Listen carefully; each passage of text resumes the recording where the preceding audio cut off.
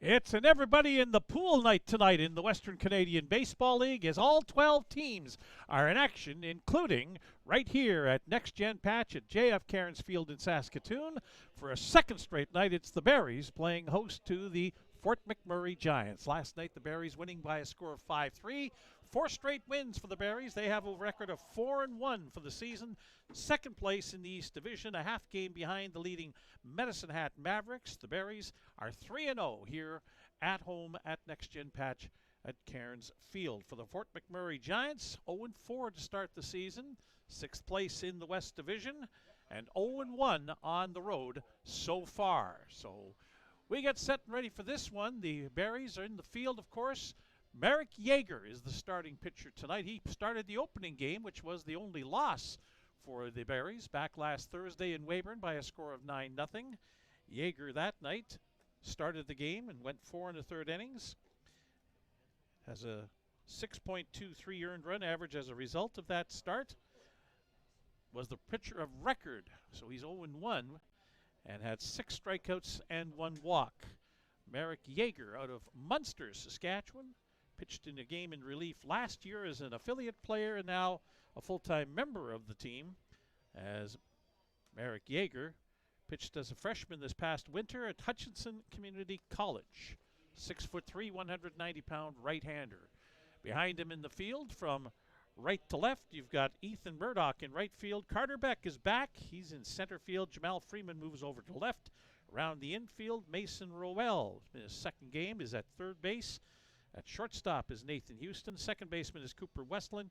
Corey Waters at first base. Balin Sorensen is the catcher. And leading it off for the Fort McMurray Giants, once again, will be Elijah Olebal. And they have not updated the statistical information from the 3 games they played over the weekend against Sylvan Lake, as the first pitch is fouled off at the plate. And we're underway at 7:02 on Wednesday evening, June the 4th.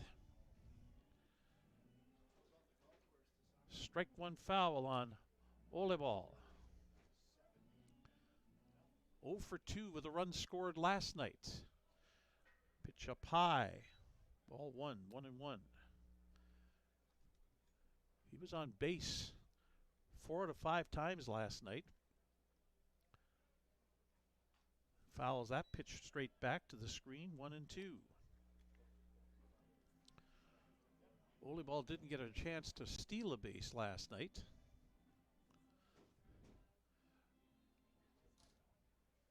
Was hit by a pitch once, walked a couple of times, got on an error,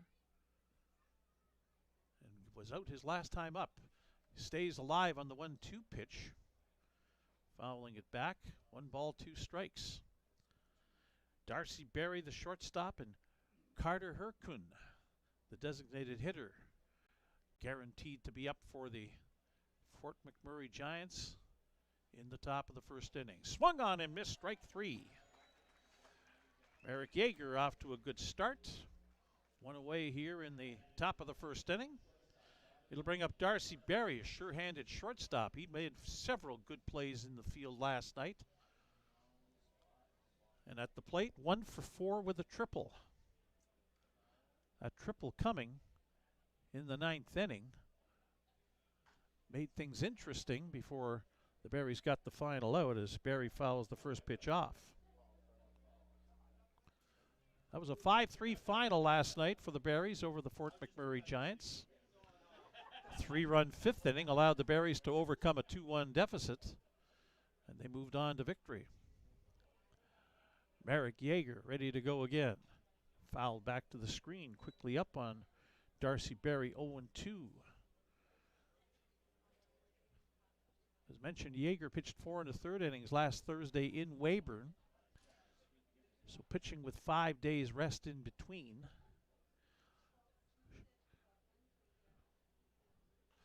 Popped up in the air in foul territory. Balin Sorensen coming over to have a look, but is not able to get there in time, and count remains 0-2. Kind of lost Balin just down below us here as he was into the on-deck circle being occupied by Carter Herkun. Lost from our sight.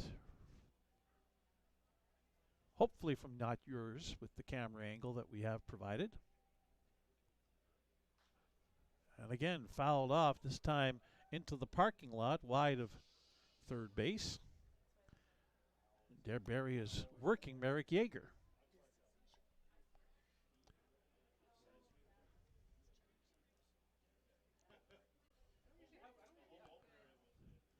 Back in the batter's box, set and ready to go again. 2-strike pitch for a third time. Foul tip, strike 3 as it is held by Balin Sorensen. 2 strikeouts, 2 away for Fort McMurray in the top of the first inning. It'll bring up the DH Carter Hercoon, who was 1 for 4 last night with a run batted in. Again, we'll mention we can't give you season totals for the Giants, as the first pitch slider slides outside, ball 1. Whatever happened to the first 3 games of in Fort McMurray, not inputted into the system, apparently. Not sure why. I don't want to begin to speculate, as that pitch is down low, ball 2. But needless to say, we don't have any information, no stats to back up for those 3 games. So basically, the only thing I'm going off of is last night's game here, the first road game for Fort McMurray, as Hercoon is able to slap one through the right side into the outfield for a base hit. So there's a man on for Fort McMurray. It'll bring up the cleanup hitter, the first baseman, Matt Rhodes. Rhodes was 1 for 4 last night with a run batted in. Rhodes played his college ball this past winter at Concordia University. First pitch inside, ball 1.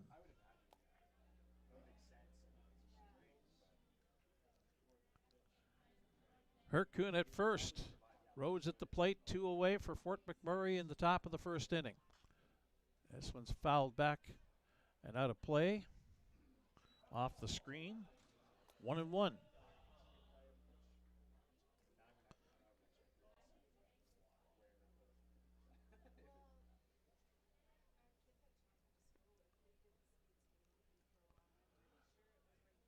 Yeager ready to go again. Curveballs outside, according to home plate umpire Matt Shuley. 2 balls and 1 strike. Home plate umpire is Matt Shuley. Blake Tilley is at first base. He gives a safe sign on the throw over by Yeager, trying to keep Hercoon close at first base. Crew chief Aaron Roberts located just to the first base side of second in case Hercoon decides to take off on a steal. 3-man umpiring crew employed by the Western Canadian Baseball League. There's a check swing. They'll appeal, and he doesn't get the call. So it's 3-1 now on Matt Rhodes. Catcher Solomon Hardwood is on deck. Fort Mac opened the scoring in the top of the first inning last night. Like to do the same as Rhodes hits one in the air to right field. High, but not deep, as camping under it and making the catch is Ethan Murdoch for the third and final out. 1 hit, 1 runner left on base. No runs for Fort McMurray in the top of the first inning. As we head to the bottom of the first for the first time at bat for the Saskatoon Berries, it is no score as you're watching Berries baseball on FloCollege.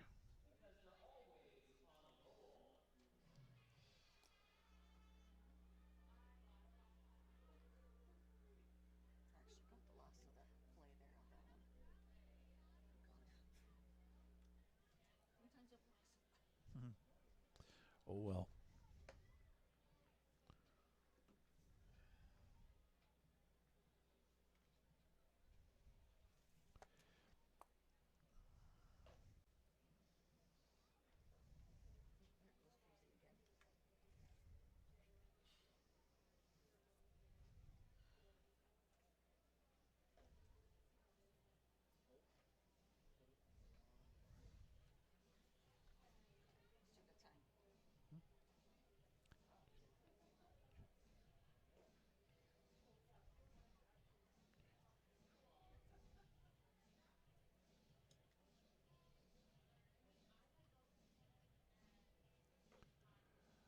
Bottom of the first inning upcoming. Saskatoon Berries will get their first look at Chane Yu, who is the starting pitcher for the Fort McMurray Giants. Right-hander, 6'1", 180 pounds. Played this past winter at New Mexico Military Institute. He'll face Carter Beck, Nathan Houston, and Ethan Murdoch here in the bottom of the first inning.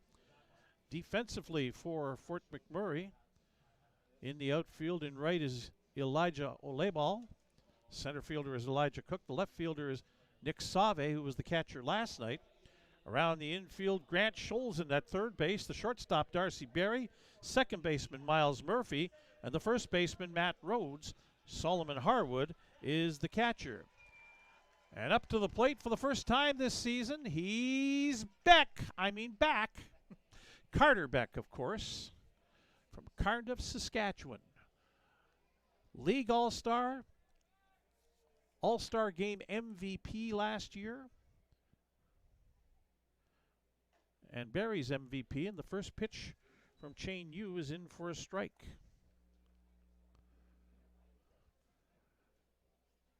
Beck hit .374 last season for Saskatoon. 11 home runs and 38 runs batted in. That one gets away from Chane Yu. And a ball.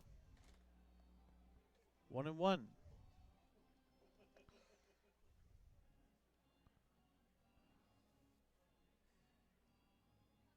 Beck also stole 20 bases. 1-1 pitch is outside, possibly low, 2-1.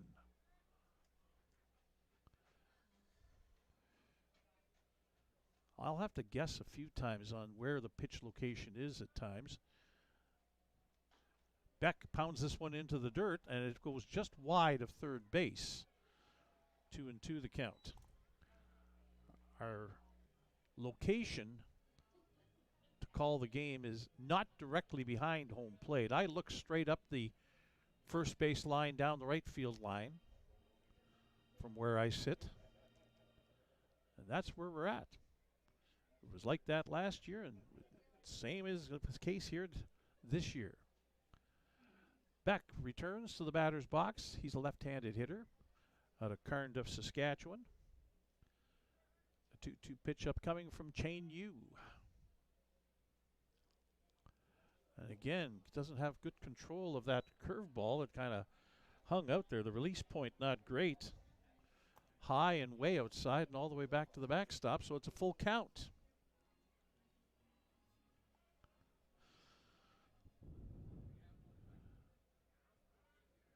Yu set to deliver. Payoff pitch. Up high, ball 4, and Carter Beck draws a walk. So the Berries get the leadoff man on here in the bottom of the first inning. He'll bring up the shortstop, Nathan Houston.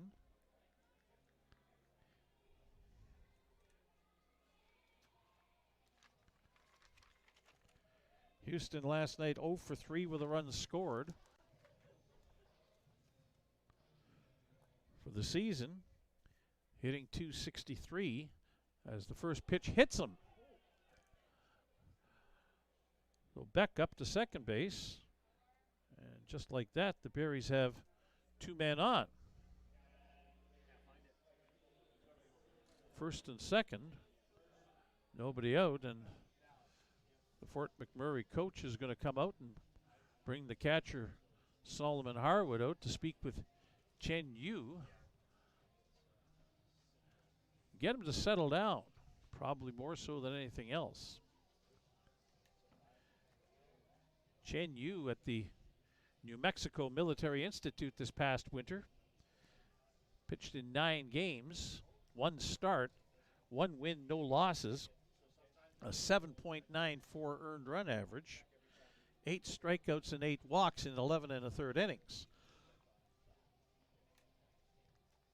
He'll face Ethan Murdoch, the Berries right fielder, who comes in on a 4-game hitting streak.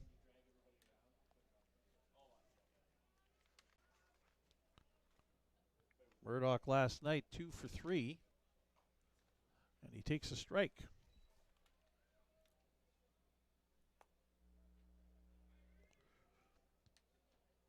5 for 12 in those the last 4 games for Murdoch, including a home run.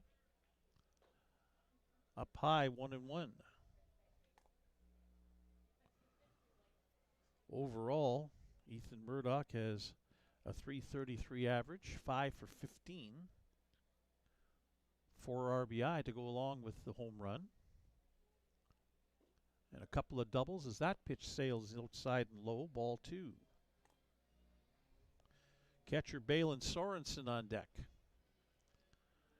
2 men on, nobody out for the Berries in the bottom of the first inning, looking to be the first team to score in this game. This one gets away from the catcher all the way to the backstop. Beck down to third, makes the turn as Harwood retrieves the ball at the base of the backstop fence. And a wild pitch advances the runners up to second and third.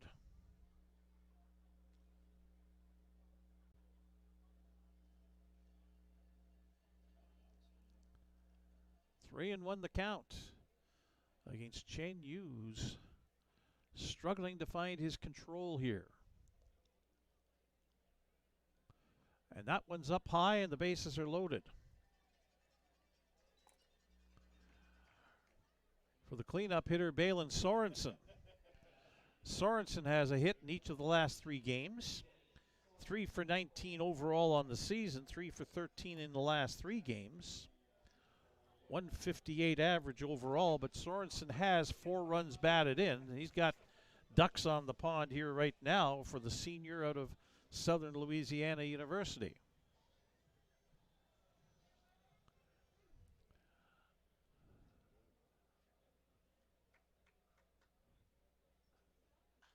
First pitch fouled off, strike 1. Needless to say, Chen Yu is in a bit of a berry jam here. 1 strike to count. See what he does. And again fouled off, up over the backstop and out of play. Quickly, Chen Yu is up 2 strikes on Balin Sorensen. Cooper Wesland, the second baseman, is on deck.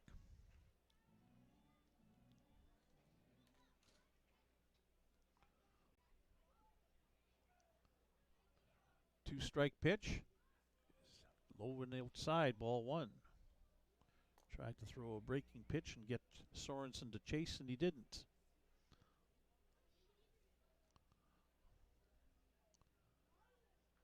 Sorensen out of Monroe, Louisiana. Bounced in, blocked by the catcher. Nobody can move. It advanced. 2-2 the count. Sorensen battling back, trying to get a favorable count here on Chen Yu.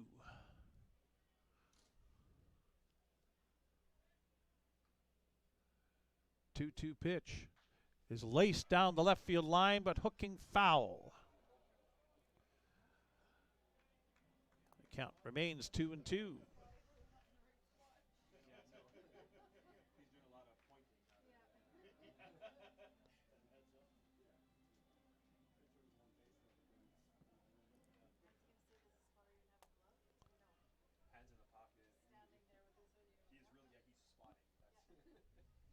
Three-two pitch on the ground towards shortstop. Fielded by Barry on to second for 1. On to first base in time. Double play.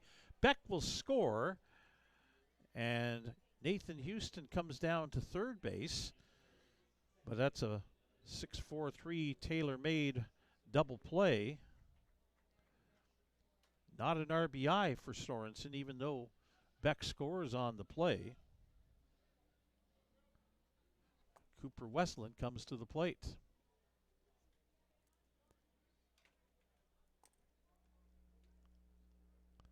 So the Berries up 1-0. Still have a runner on third as Chen Yu's first pitch to Cooper Wesland is down low, ball 1.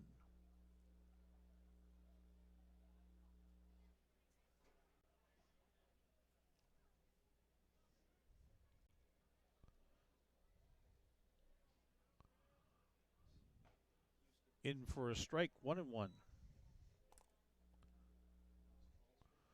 Westland hitting .333 early in the season, 7 for 21. 3 runs batted into his credit.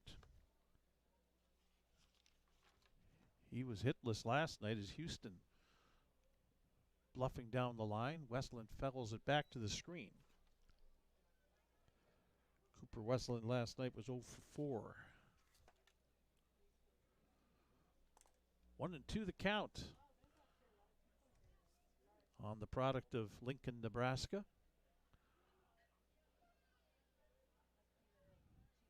And now a new baseball going to be put into play as pitcher Chang Yu didn't like what he had there, and he'll receive some quick instruction from the home plate umpire, Matt Shuley, with regards to the baseball.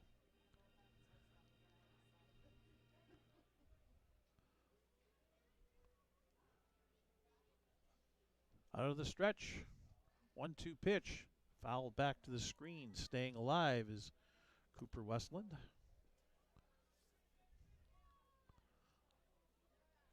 Base hit would bring in a second run. Get the Berries off to a good start here tonight. Again, a 1-2 pitch. A pie, 2-2. Jalen Freeman, the left fielder, is on deck for Saskatoon.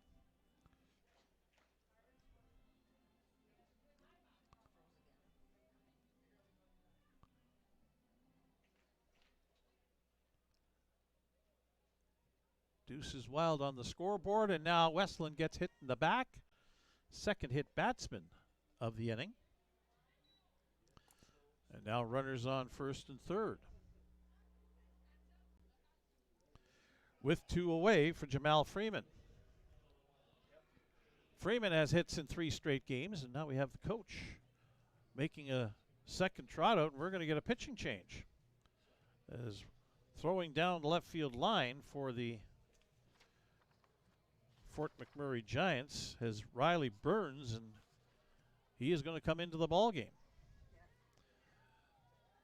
So a left-handed pitcher to face the left-handed hitting Freeman with 2 out in the bottom of the first inning.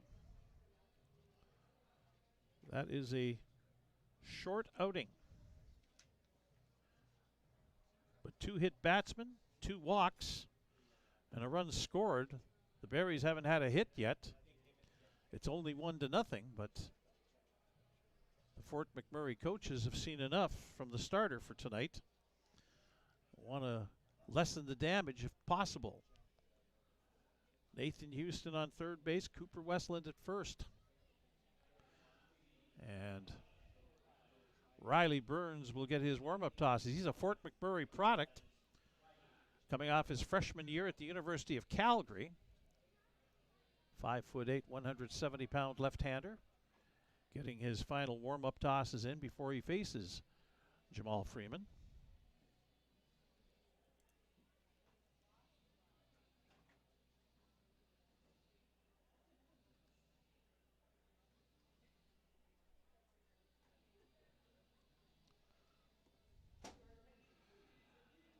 So that continues here now as we wait on the warm-up pitches to be done, and we'll continue on with the bottom of the first inning. Chang Yu threw 25 pitches, 15 of them were balls.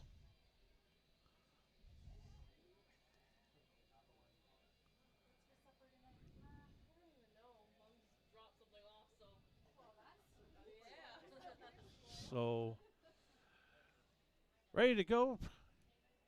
Catcher Solomon Harwood indicates to everybody 2 away, gives a signal because with runners on first and third, Berries may send Cooper Westland towards second base, and the thing becomes, do you throw through and try and make the tag in the out, or do you watch to see what the runner on third does when they break?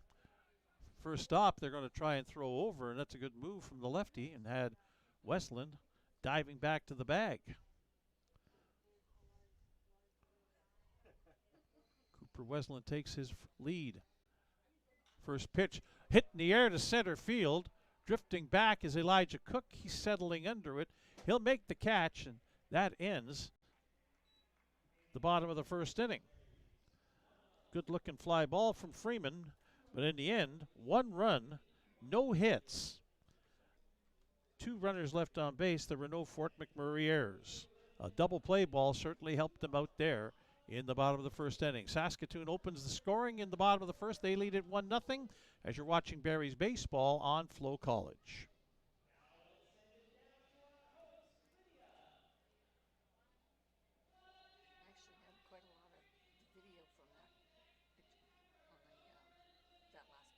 Oh, yeah. Oh, good. Yeah. Good. Oh, that's, yeah.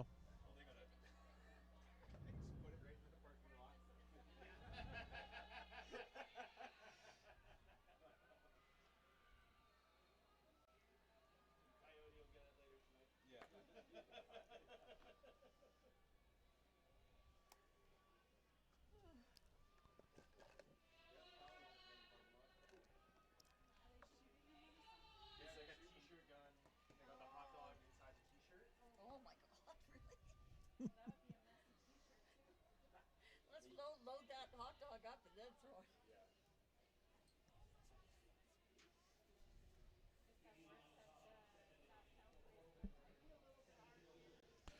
Ready to go at the top of the second inning. Merrick Yeager staked to a 1-0 lead.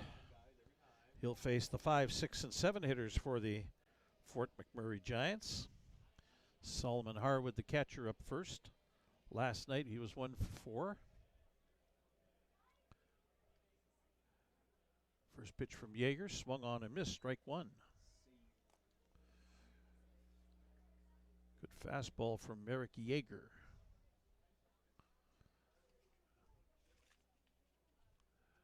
Back he comes. Slider goes low and away, ball 1. Yeager attended Hutchinson Community College this past winter. There's one down low, 2-1.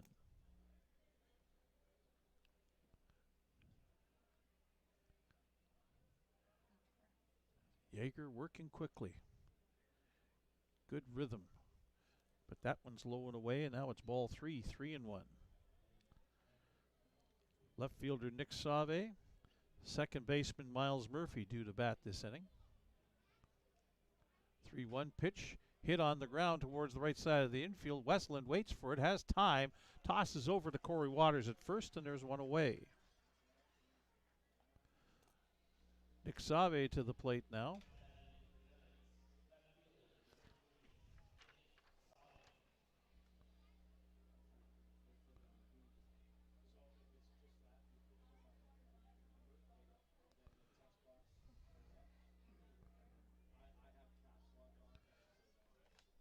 First pitch from Yeager is inside, ball 1. Save was 1 for 4 with an RBI, or with a double last night, I should say. No RBI, double for Nick Save. He caught last night. He's in left field tonight. Swing and a miss, strike 1.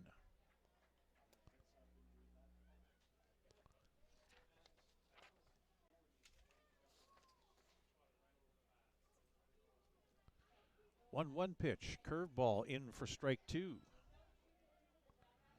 Good location by Yeager as he started that on the inside off the plate, and it came back across, and Save didn't pull the trigger. So here comes a 1-2 pitch. Fastball up high, 2-2.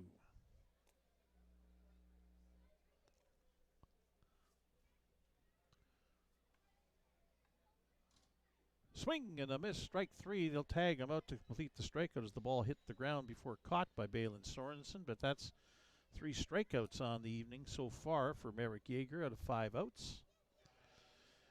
He'll face the second baseman, Miles Murphy. He had an RBI last night for Fort McMurray, going 1 for 4. Yeager just now flailing away at the air with his glove. Mosquitoes? Likely. Possibly. It's not an overly warm night. We haven't had a lot of rain or anything as that pitch is inside. 2-0 on Murphy.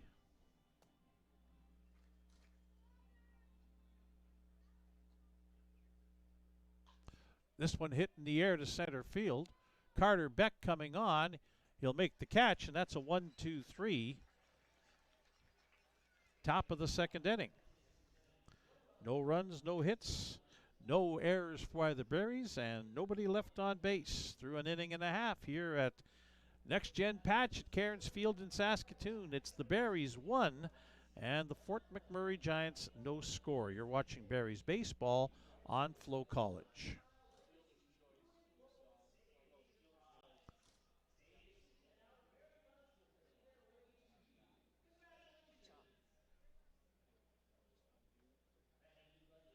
Thank you. Mine's going pretty good too. Hmm? Mine's going pretty good too. Good. You're getting the center field camera happening? Yeah. Good. When they're pitching. Yeah. Good. When he hits it, I go out. Yep. No, that's Or good. if somebody's coming home, I go. Yep. Yep. I stay here. Yep. No, that's good. Good. Unless it's freezing. Yeah.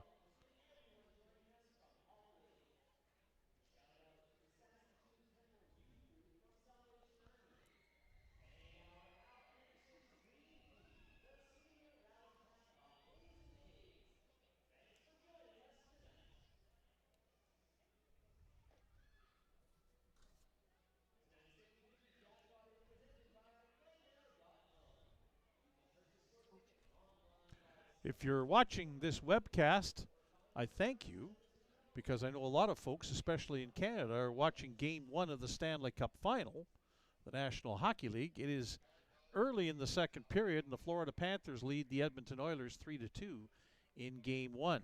There's 5 other games in the Western Canadian Baseball League tonight as well, and those are underway. Scoreless pretty much everywhere else. Lethbridge and Swift Current are 1-1 in the bottom of the second. Moose Jaws jumped out ahead of Weyburn 1-0 in the bottom of the first. Energy City leads Brooks 3-0 in the bottom of the first. Medicine Hat at Regina, Okotoks at Sylvan Lake, scoreless, both in the top of the second inning. First pitch here in the bottom of the second inning in this game to Corey Waters was down low inside, ball 1 from the new pitcher into the ball game for Fort McMurray. As Waters slams one into left center field. Tracking back is Cook, and it goes off the fence. Waters will get his way into second base as Elijah Cook in center field played that, or make that, it was Elijah Cook in center field, played that well off the fence and got the ball in quickly, but the throw just a little wide of the bag, and Waters able to get in with a double, sliding into second.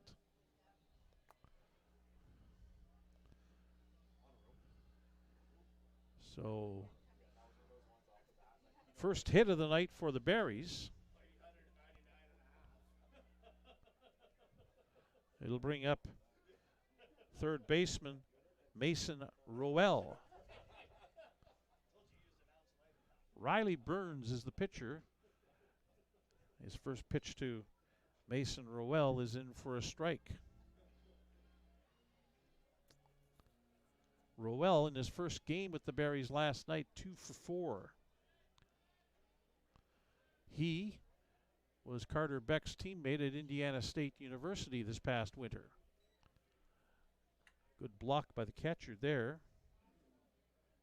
Solomon Harwood to prevent the ball from getting on through to the backstop. 1 ball, 1 strike.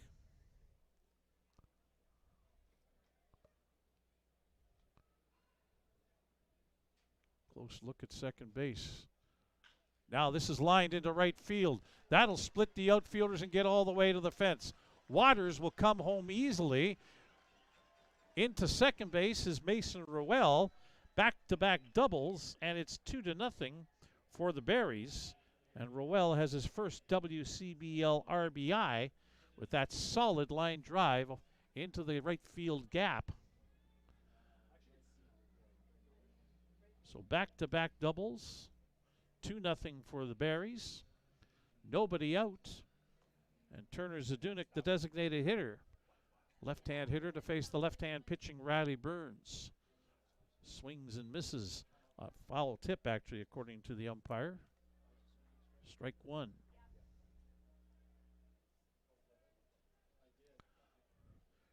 Turner Zadunik.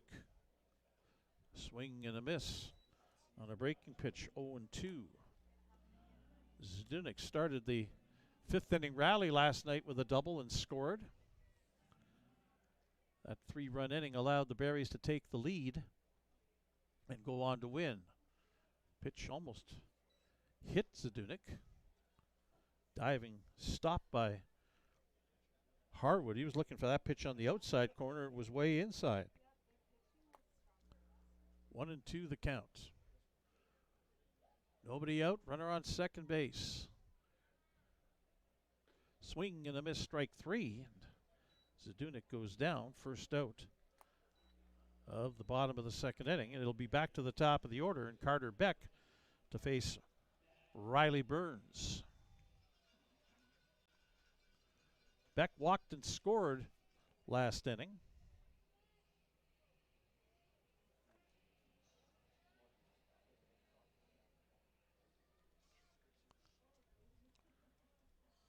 First pitch is up high. Didn't get the break on that one. Ducking out of the way is Carter Beck. Ball one. Couple of fence posts up on the scoreboard for the Berries. A run in each of the first two innings so far. 2-0 lead. And a pitch on the outside corner. Strike one.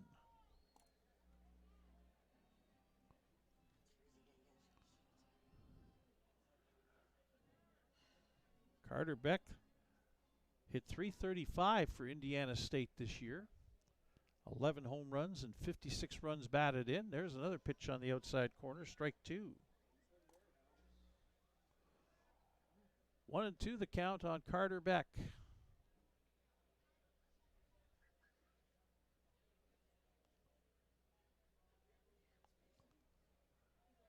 Burns looking back at the runner at second. Throws a curveball, and this one's hit into the gap and all the way to the fence again. This will be another double. Beck's got ideas of going for third, and there he goes. Throw coming to third base is wide of the mark and backed up by the pitcher Burns. A triple for Carter Beck, and a run scores to make it 3-0 as Mason Rowell comes in from second base. And that's what the fans are coming back to see from Carter Beck in his second season with the Saskatoon Berries. He hasn't lost any of his speed, that's for sure, over the course of the winter. That was flat out from out of the batter's box. He knew that was all the way to the fence, and he was charging. He was heading there. So one away and a runner on third, and Nathan Houston, who was hit by a pitch last inning, looks at a ball.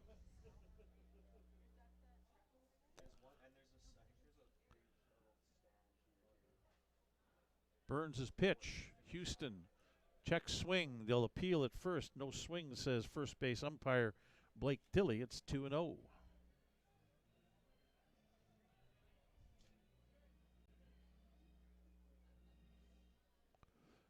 Swing and a miss on an off-speed changeup. 2-1.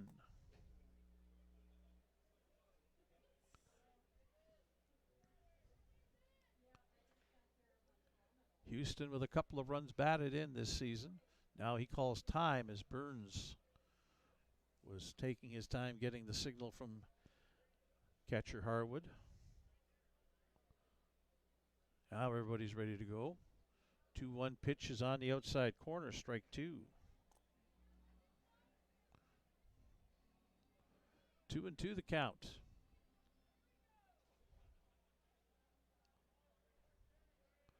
Riley Burns comes set. Houston cues that off foul. Stays alive at 2-2.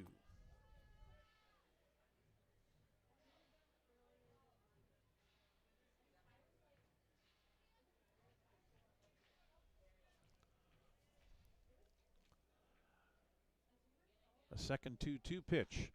Hit in the air to right field, but not deep. In fact, just outside the infield and caught on a pop-up second baseman.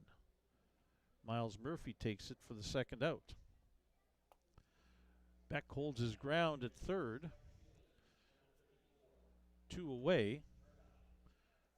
And Ethan Murdoch coming to the plate. Murdoch walked his first time up. Hits this one on the ground towards third. Fielded, and the throw on to first is high and wide of the mark. Beck scores to make it 4-0, and Murdoch is on the throwing error by the third baseman, Grant Scholzen, who was not in the game last night for Fort McMurray. And a little wild with that throw. He had time, but it got away from him up the first base line towards home plate. The first baseman, Rhodes, had to take it.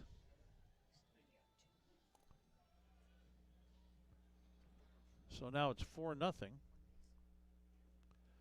Balin Sorensen at the plate. Sorensen bounced into a double play last inning.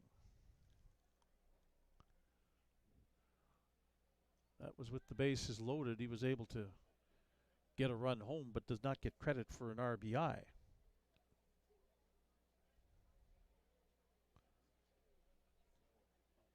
Sorensen 3 for 20 on the year, hitting 150. Pops this one up on the infield. First baseman Matt Rhodes calling for it, and he drops it. It's picked up and tossed to second base, and Matt Rhodes slams his left fist into his glove, upset at dropping the third out. Murdoch all the way around to third, and Sorensen reaches on the error. So back-to-back errors, keeping this inning alive for the Saskatoon Berries. And it's starting to become a long second inning as Cooper Westland comes up. Pitch goes outside, ball 1.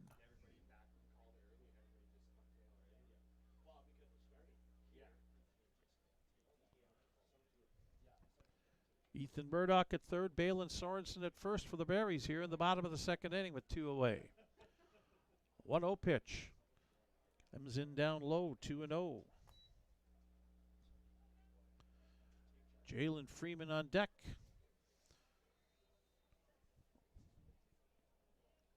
Westland was hit by a pitch last time up.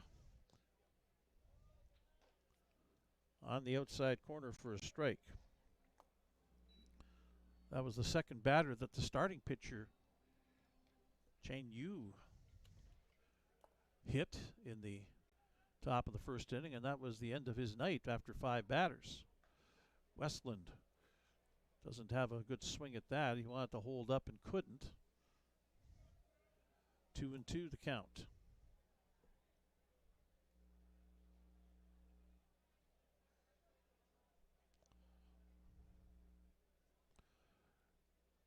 Up high and away, a full count now.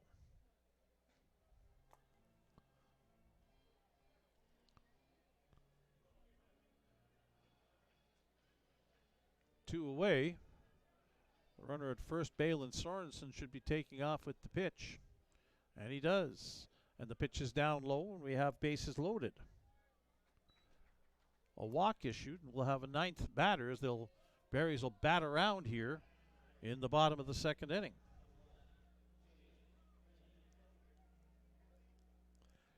Freeman was the first man that Riley Burns faced and flew out in the first pitch he saw to center field to make the third out in the bottom of the first inning. Now he gets a second look at him here in the bottom of the second. And the first pitch is down low, ball 1. Breaking ball that just missed the target. 3 runs in for the Berries. Possible more if Freeman can find grass. And he will. Line drive up the middle, base hit. 1 run's coming in to score. Chugging around third and heading for home and scoring as well is Balin Sorensen. Ahead of him it was Ethan Murdoch. And it's now 6-0 for the Saskatoon Berries over the Fort McMurray Giants as Cooper Westland stops up at second base. a 2-run single, and we're going to get possibly another pitching change as we do have action down the left field line. Coach is on the way out.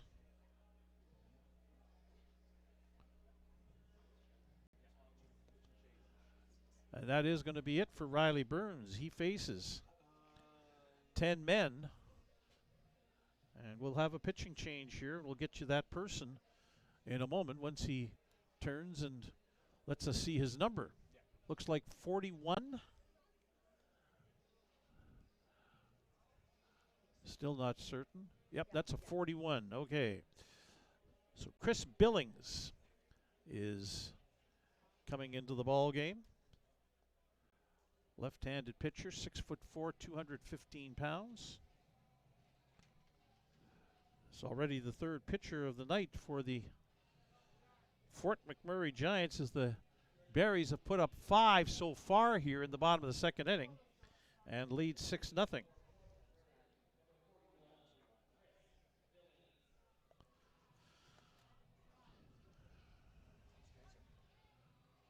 Billings will face Corey Waters, who started this inning with a double off of Riley Burns and came in to score on a double right after him by Mason Roel.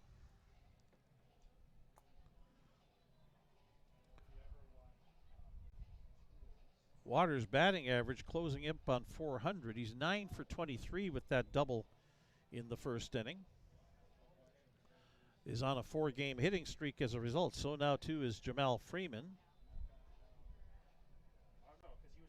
Ethan Murdoch and Balin Sorensen still have yet to get hits, hoping to extend their hitting streaks.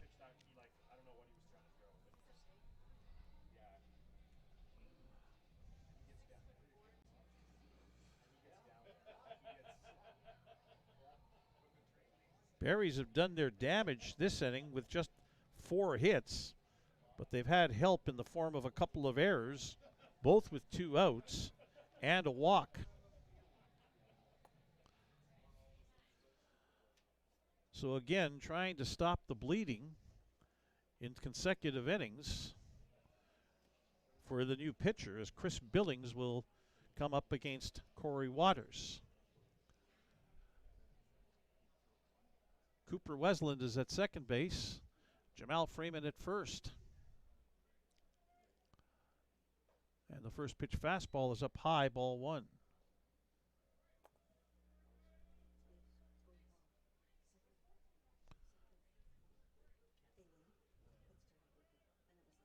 Merrick Yeager down the right field line, going to get a couple of tosses in just to stay warm. It's been a long half inning for him to wait to get back in there and pitch again. Although I'm sure he's thrilled with the offensive support as Billings gets a fastball in there for a strike, 1-1.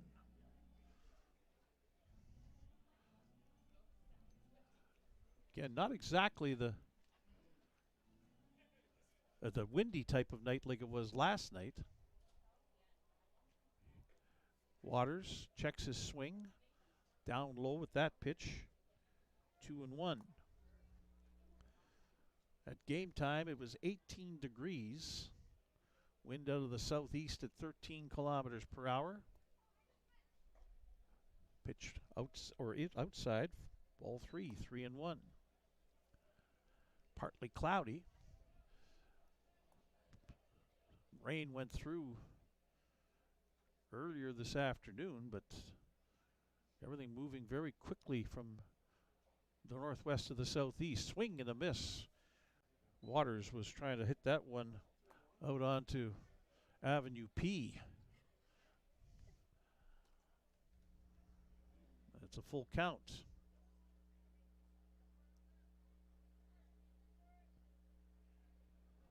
Three-two pitch.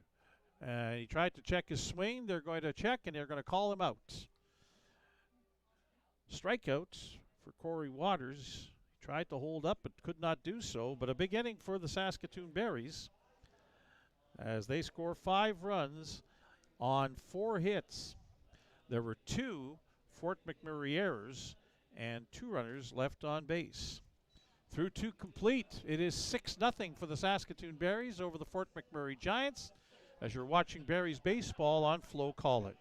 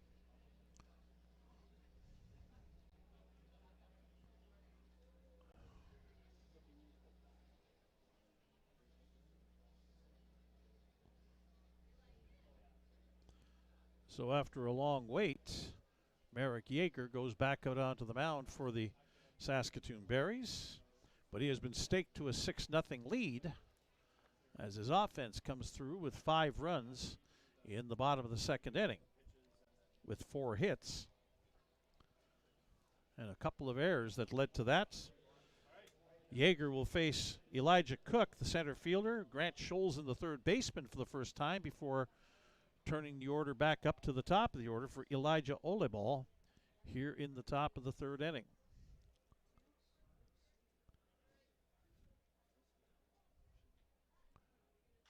First pitch swung on and going to be flying foul up on top of the batting cage, wide of right field. 1 strike. Cook was 0 for 5 last night here. This time he'll bounce a ball up the first baseline. It'll squib foul. It'll be 2 strikes.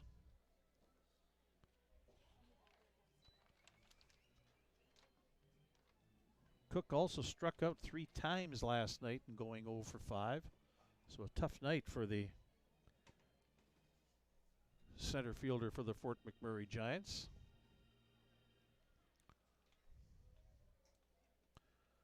Cook out of the Azusa Pacific University. Switch hitter.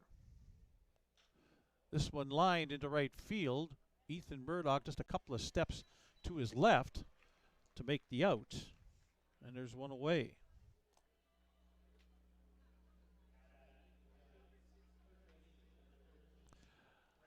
So we'll see Grant Scholzen come up for the first time. He did not play in last night's game. Left-handed hitting third baseman out of Salt Lake Community College. Merrick Yeager with his first pitch to Scholzen is swung on and missed. Strike 1.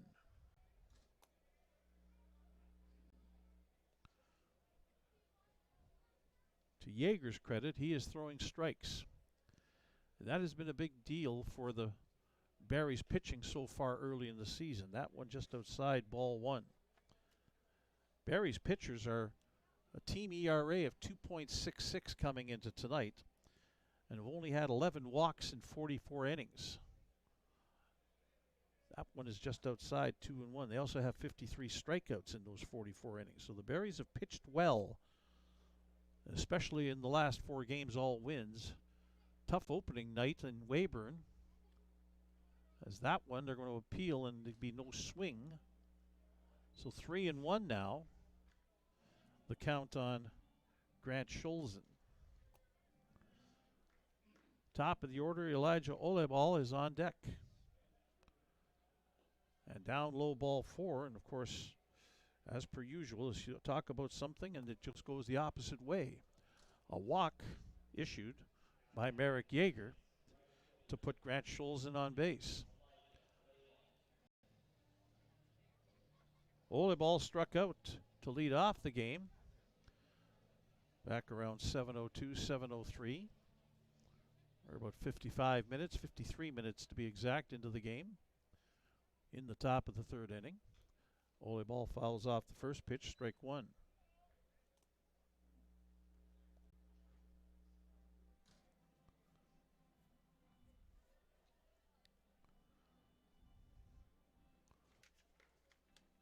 Elijah Olebol from the University of Fraser Valley. This one's lined and a base hit into left field. Moving up to second is Scholzen.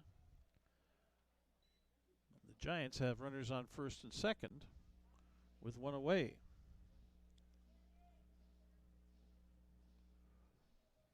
Shortstop Darcy Berry coming up. He also struck out in the first inning against Merrick Yeager.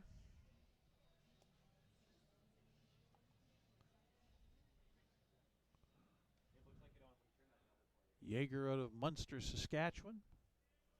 Says a fun fact, he wants to appear on Family Feud. Pitch upstairs, ball one.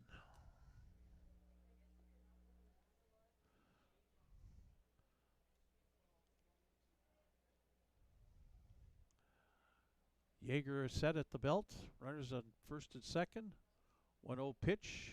That forces Berry to bend out of the way on an inside pitch, 2-0. And Balin Sorensen will come out and have a little chat with Merrick Yeager. Say, hey, we got a 6-run lead. Put the ball in there for strikes and make them hit it. Don't give them any easy stuff.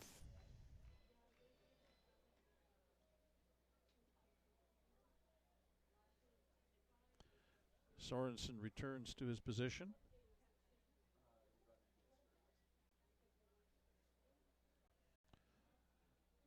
Just about sitting ready again here. A 2-0 pitch upcoming. Curveball in for a strike. It's had a little more juice on it than the normal curve. Might have been a slider. Again, I'm looking up the right field line, so it's hard to know for sure. 2-1 pitch.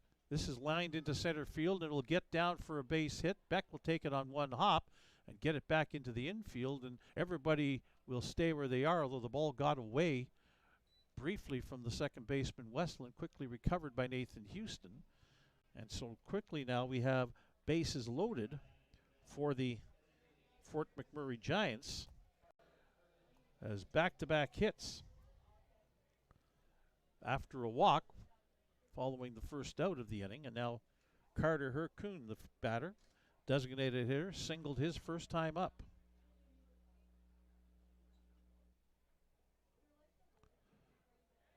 First pitch, I'll say strike one. He offered at it. He tried to check his swing. Fans were already yelling, hey, hey, it wasn't a ball, it's a strike. And first base umpire Blake Tilley made sure that that was the case. One strike the count on Hercoon. Chance for Fort McMurray to dig into that lead on the outside corner with a slider. 2 strikes. First baseman Matt Rhodes on deck. Hercoon fouls that one off beyond the first base bleachers. It stays alive with a 2-strike count. Merrick Yeager battling in a bit of a jam here in the top of the third inning. 2-strike pitch hit back up through the middle. Westland to second for one. On to first in time. A run scores. Well, no, it doesn't, because that's the third out. That's an inning-ending double play. Well turned by the Berries. 4-6-3. And that is no runs on 2 hits. There were no errors by the Saskatoon Berries. And 2 runners left on base. So after 2.5 innings, Saskatoon Berries lead the Fort McMurray Giants 6-0. You're watching Berries baseball on FloCollege. Yep. Mm-hmm.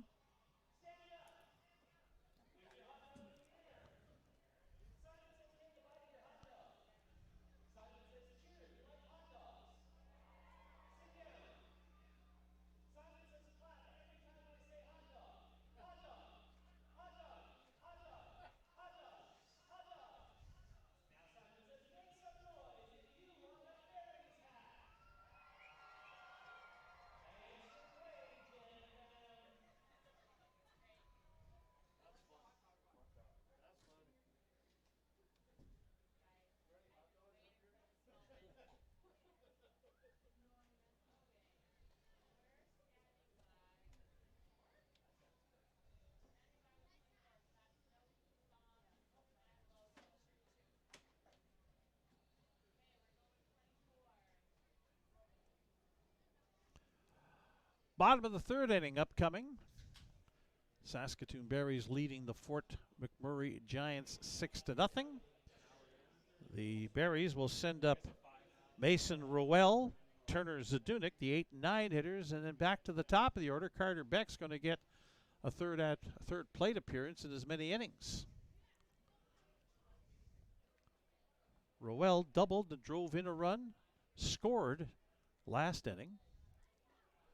Keith Billings' first pitch fastball is up high, ball 1.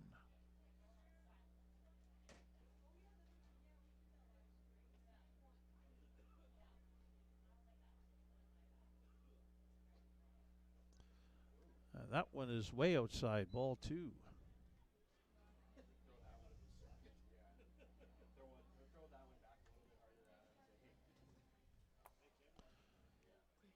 Turner Zadunik up. Next, 2-0 pitch is high in the strike zone, 2-1.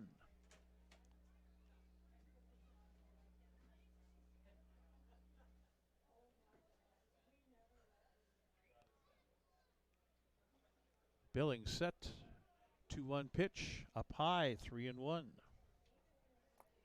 On Mason Rowell in his second game with the Saskatoon Berries after joining the team last night.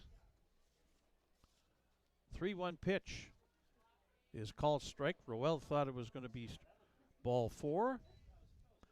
Not so. Full count instead. Rowell, like Carter Beck, was a freshman at Indiana State University this past winter. Now Rowell can go down to first base as that one is up and away for ball 4. Leadoff man gets on for a third straight inning for the Berries. Turner Zadunik coming to the plate. He struck out last inning against Riley Burns. Keith Billings, the pitcher for Fort McMurray now. He's the third pitcher, or Chris Billings, I should say. Third pitcher for the Fort McMurray Giants as Zadunik swings and misses at a pitch up in the strike zone, maybe even high out of the strike zone for strike 1.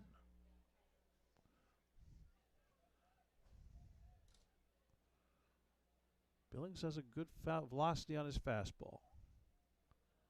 Throws another one. That one is up high, probably in about the same spot as the last one. Zadunik doing well to lay off of it.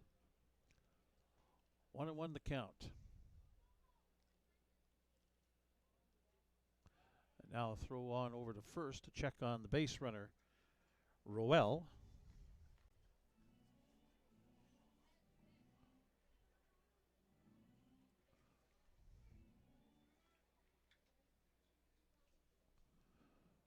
One pitch hit in the air, looped into center field, coming on and not able to get there. That one falls in no man's land. Shortstop went out. Center fielder and left fielder both came over, and it fell in between the three of them. A base hit for Turner Zadunik as Mason Rowell advances up to second base. 5th hit of the game for the Berries.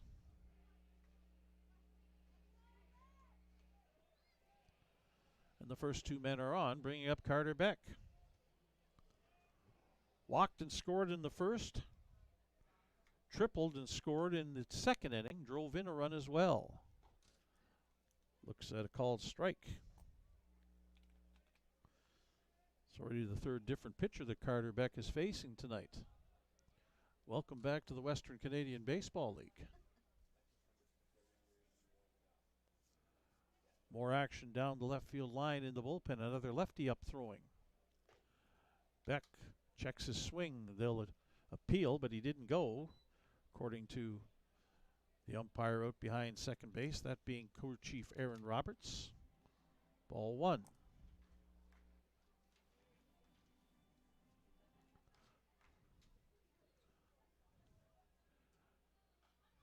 Beck fouls that pitch back to the screen. 1-2.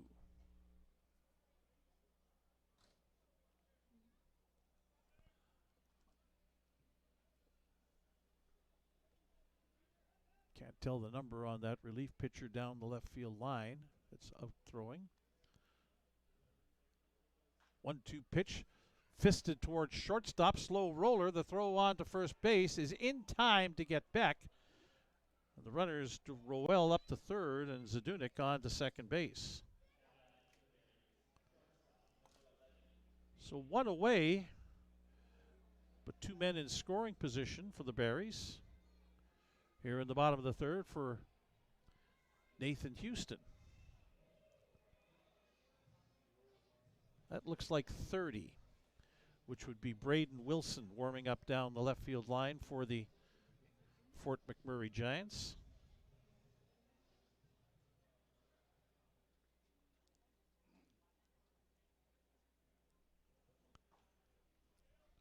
Pitch outside to Nathan Houston, ball one. Houston hit by a pitch in the first inning, popped out in the second. Infield is in. On the ground, it's nice stab at third, and the throw across the diamond, getting the out, the bounce, and good job by Matt Rhodes at the other end at first base to catch the ball. But a great play diving to his right at third base by Grant Scholzen to come up with that ball. Checked the runners. In fact, he almost had a shot at tagging Mason Roel, who was able to scramble back to the bag and then got the throw away to record the out. So two away.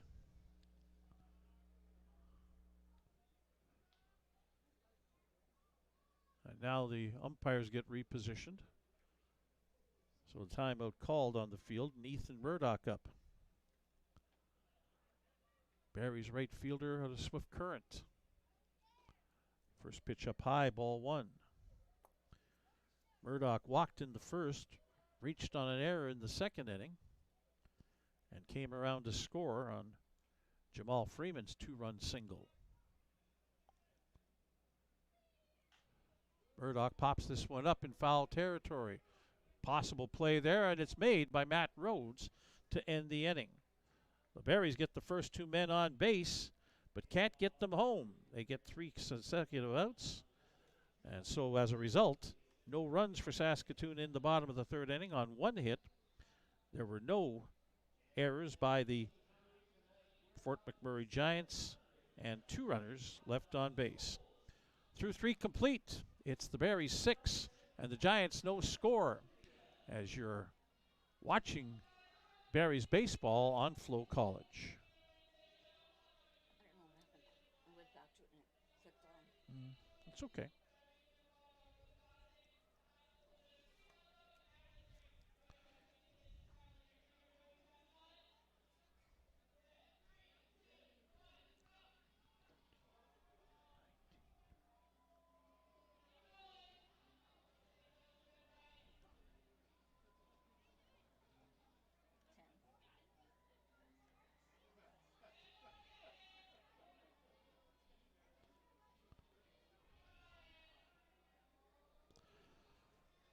So we played three complete innings here at Next Gen Patch at Cairns Field for the Saskatoon Berries.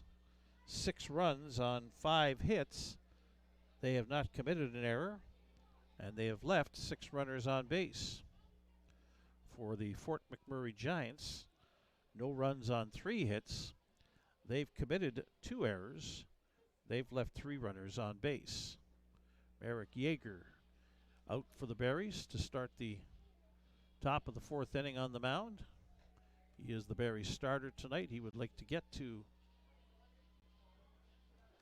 5 complete, be in line for a victory if the Berries could continue on and win. He'll face the middle third of the Fort McMurray order. It'll be first baseman Matt Rhodes, catcher Solomon Harwood, and left fielder Nick Save. Rhodes flew out to right field his first time up, a solidly hit line drive that Ethan Murdoch was able to make the play on to finish off the top of the first inning.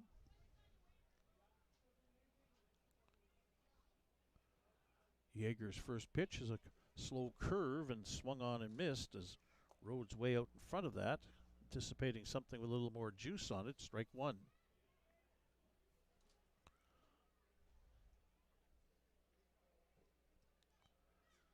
This one's line and off the glove, unable to squeeze it was Rowell. His throw to first, though, is in time. Rowell stabbed at that line drive, diving to his left, could not hang on to the line drive, but was able to scramble to his feet, get the ball, which hadn't gone all that terribly far away from him, and threw a dart to first base for the out. So one away. Solomon Harwood is up. Fort McMurray catcher looks at a ball inside from Merrick Yeager. Harwood grounded to second his first time up. That one bounces on top of home plate. Ball 2. Yeager will throw his 55th pitch of the game, or just threw his 55th pitch of the game, I should say, unofficially. Swing and a miss. Strike 1, 2-1 to Solomon Harwood. We're in the top of the fourth inning here at the Next Gen Patch at Cairns Field. That one's low, according to home plate umpire Matt Shuley, and now 3-1 the count.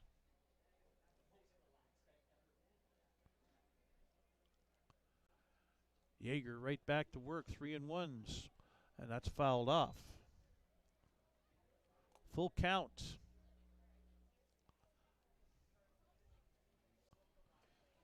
"17 degrees now, the temperature here in Saskatoon. Wind out of the south-southeast at 15 kilometers per hour.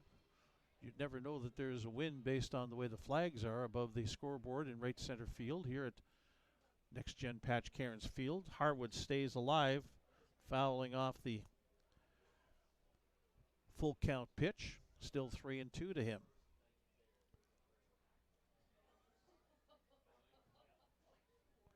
Three-two pitch is called strike 3.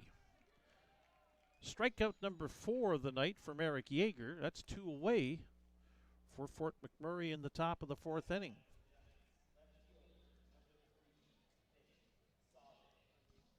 So Nick Save comes up. He struck out his first time up back in the second inning.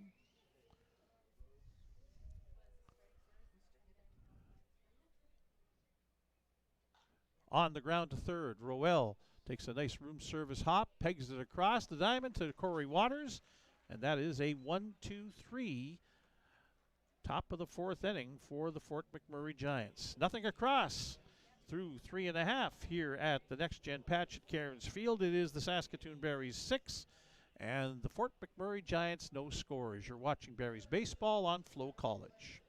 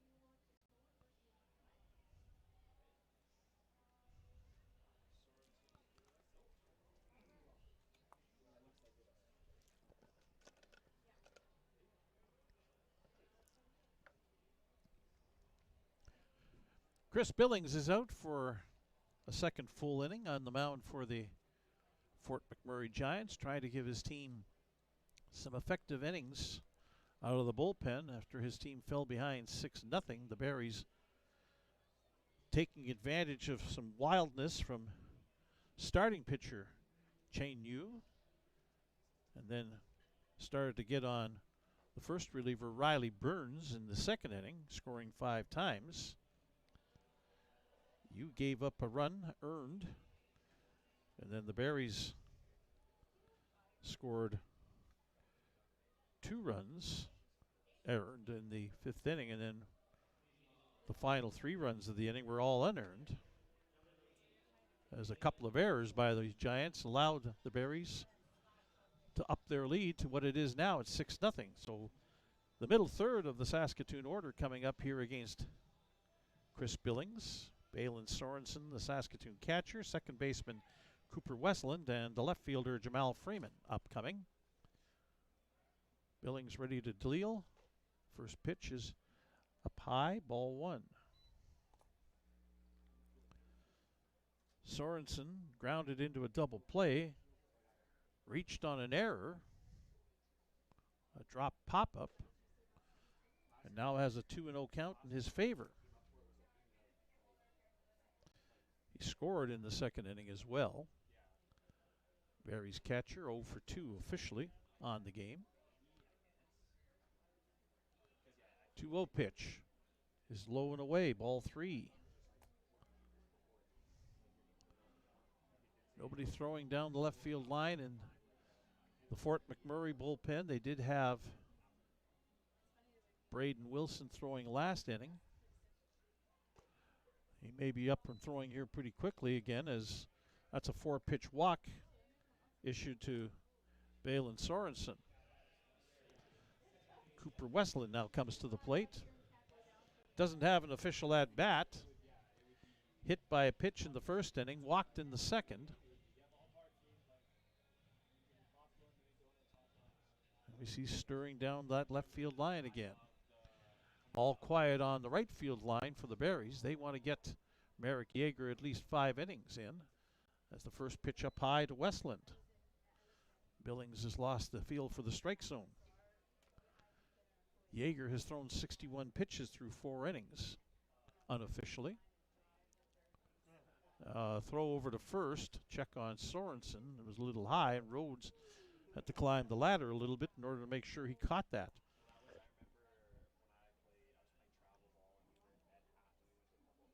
And again, it is Braden Wilson warming up down the left field line for Fort McMurray. There's a strike. 1-1. First one thrown of the inning by Chris Billings. Under school it says gap year, and I don't think there's a school called gap year, so I'd have to believe that he didn't play college ball this past year. May have taken a year off for whatever reason. 2-1 the count.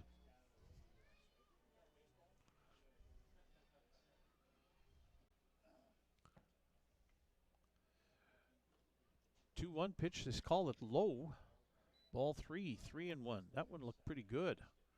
Billings a little disturbed as he went to the back of the mound, trying to collect himself, trying to get it back together. 3-1 upcoming. He'll throw over onto first. Balin Sorensen back. Left fielder Jamal Freeman on deck. May come up with some runners on base. We'll see. The 3-1 pitch is outside, ball 4. Back-to-back walks to start the bottom of the 4th inning. And here comes the coach for the Fort McMurray Giants, and I would not be surprised. Yeah, we're going to get the call. We're going to get a pitching change. That's it for Chris Billings, who goes an inning and a third and is responsible for the 2 walks that are on base right now. And Braden Wilson will come on, another left-hander for the Fort McMurray Giants.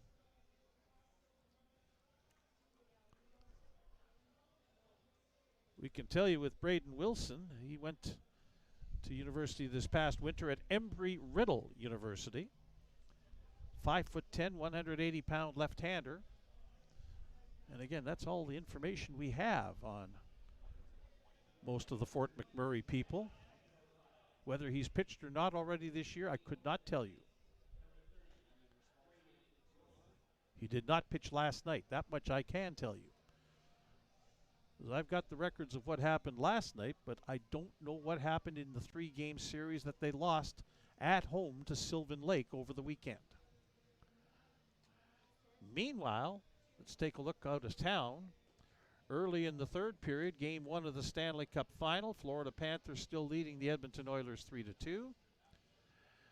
Western Canadian Baseball League tonight. Got to refresh this. In the top of the 6th inning, Swift Current leads Lethbridge 2-1. Top of the 5th, Moose Jaws up 2-0 on Weyburn. Top of the 5th inning, Regina at home leads Medicine Hat 2-0. Bottom of the 4th inning, Okotoks with a 5-1 lead on Sylvan Lake. And the bottom of the 4th inning, the Energy City Cactus Rats lead in Brooks over the Bombers 3-1. Team that was formerly known as the Edmonton Prospects, rebranded, love the name, Energy City Cactus Rats. And they play out of Spruce Grove, Alberta, just outside of Edmonton. So Braden Wilson continues to warm up. And now he's ready to go, and he'll face left-handed hitting Jamal Freeman with nobody out and 2 men on here in the bottom of the 4th inning. Freeman flew out to center in the 1st inning and hit a 2-run single in the 2nd.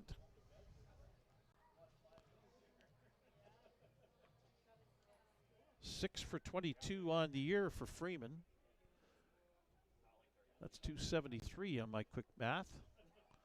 The first pitch to him from Braden Wilson is down low and inside, ball 1. Corey Waters and Mason Rowell next in line, hoping to get a cut at the new pitcher. Freeman, big swing and a miss on a 1-0 pitch. Now 1-1.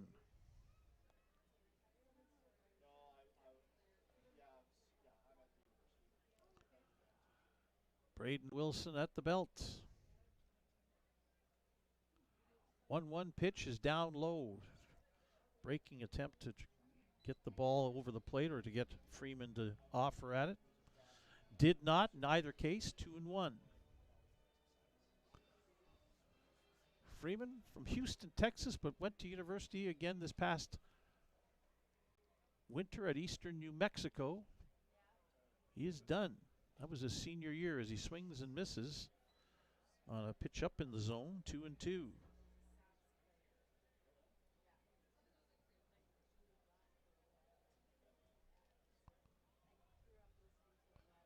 Braden Wilson rocking around in the mound. Comes set, throws. That is going to be called strike 3 on Jalen Freeman, and that's the first out. So first baseman Corey Waters now coming up. Waters doubled and scored as he led off the 2nd inning, struck out in the 3rd, or struck out, sorry, to finish the 2nd inning as the Berries batted around, sent 10 men to the plate, scoring 5 times. Balin Sorensen at second base. Cooper Westland at first. Waters' first pitch is in there for a strike to him.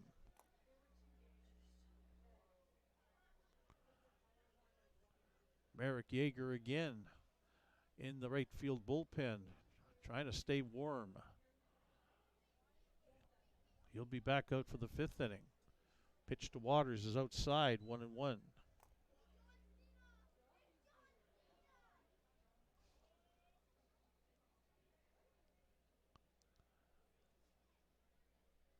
Wilson comes set. 1-1 pitch is way outside. Ball 2, 2-1.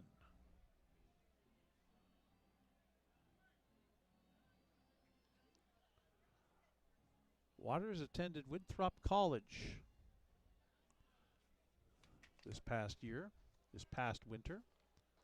And another outside pitch, and it's 3-1. That was Corey's sophomore year at Winthrop.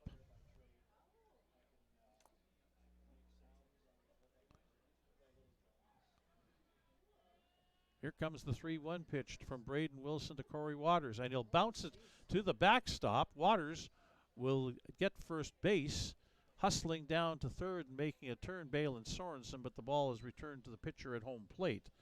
So no further action, and that's 3 walks here in the bottom of the fourth inning to load the bases for the Saskatoon Berries with one away, and now bringing up Mason Roel. Roel doubled and scored in the second inning, drove in Waters with that double, walked in the third, but was left standing at third. But here we go, bases are juiced with Berries.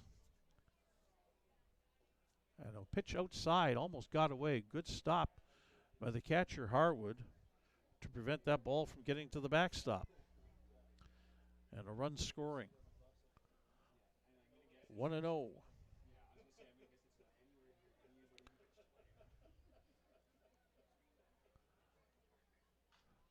Fouled back to the screen by Mason Roel, 1-1.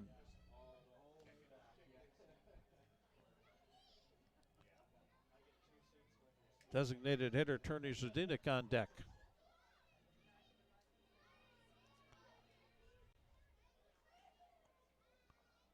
Wilson's pitch. This one slapped and goes foul wide of first base. It's sliced wide of the bag.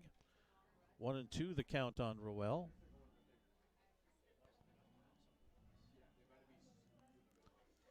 He'd like to have straightened that one out and find grass in fair territory. That would have scored at least a couple. See what he can do with this one. A 1-2 pitch upcoming from Braden Wilson. Down low, and Harwood with a, well, that actually hit him. So a hit batsman will drive in a run. That's what you call a painful RBI, as it makes the score 7-0. Berries with another inning in which they've got a run without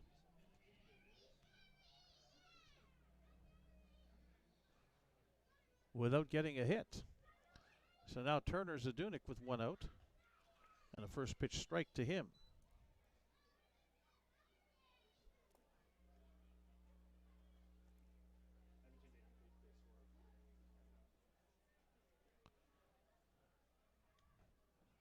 And strike two. Wilson trying to get out of this jam that was started by the previous pitcher, Chris Billings, with back-to-back walks. He added to it with a third walk, and now Zdunek with a line drive into left field. That's over the head of Nick Save, and everybody's on the move. One runs home, second runs home, a third run will score as Turner Zdunek clears the bases with a double. And it's 10-0 for the Saskatoon Berries.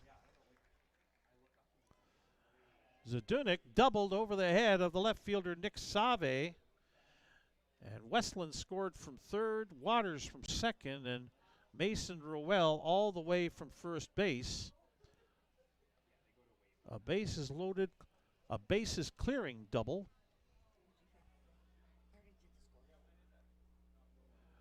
To make it 10-0. Now Beck on the ground, a bouncer to third.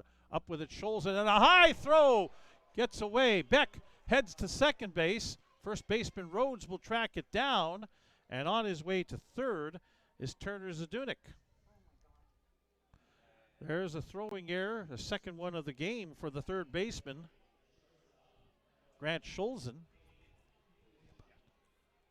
So runners on second and third with one away.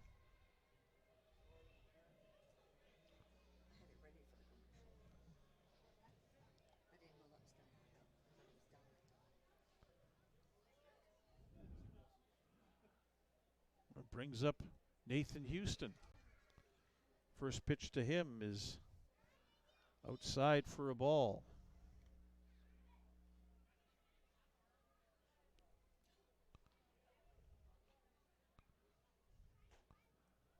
Inside, ball two.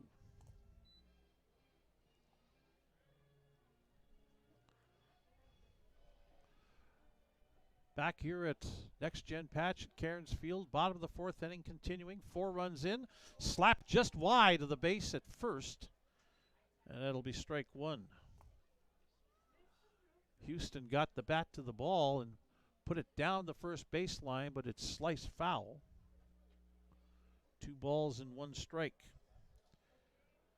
4 runs in for the Berries in this inning with just 1 hit, 3 walks, a hit batsman, and an error to the third baseman. Nathan Houston 0 for 2 tonight. Was hit by a pitch.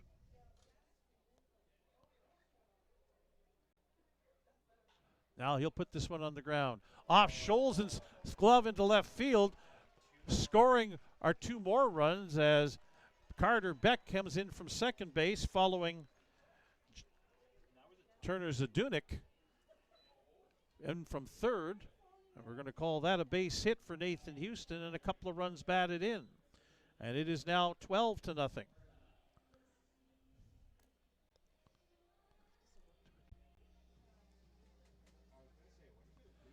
So now it's Ethan Murdoch coming to the plate.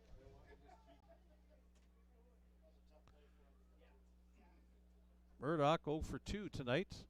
Fouls the first pitch off for a strike.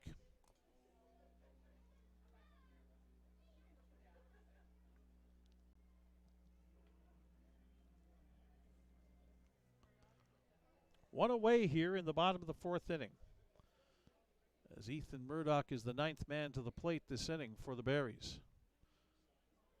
Pitch in for a strike. 0-2 on Ethan Murdoch.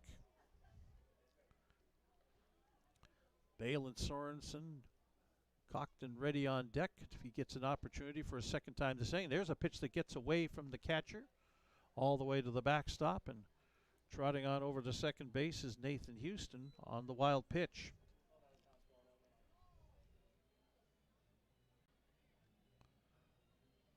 I've heard down the line past ball, so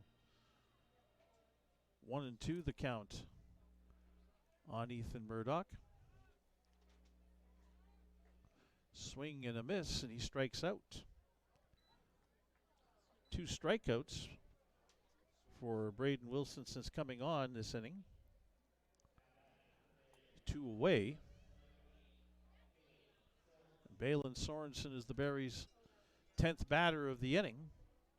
Second time this game that the Berries have done that. Also did it in the second inning, scoring 5 times. They have 6 runs in this inning so far.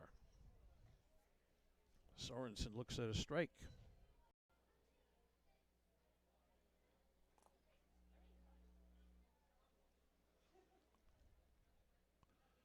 Lights are on here at Next Gen Patch at Cairns Field. Sorensen with a fly ball into right field. Going back is the right fielder, and that one will fall as he lost track of where it was. Coming around third to score is Nathan Houston, and into second with a double is Balin Sorensen, as the score is now 13-0 for the Saskatoon Berries. A double and an RBI for Sorensen.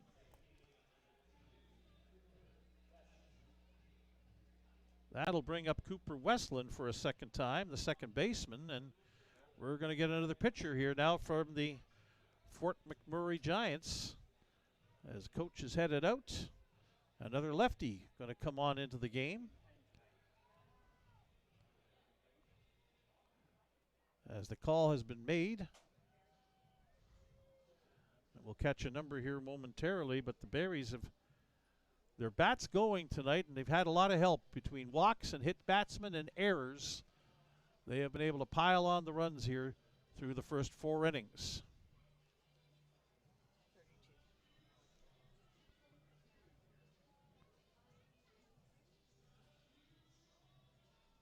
Carter Klapak, it appears, 32. That is him, Carter Klapak, out of the University of Calgary. Calls Stettler, Alberta, his home. 6'2", 170-pound left-hander, and he becomes the 5th pitcher of the game for the Fort McMurray Giants, and we're just in the bottom of the 4th inning.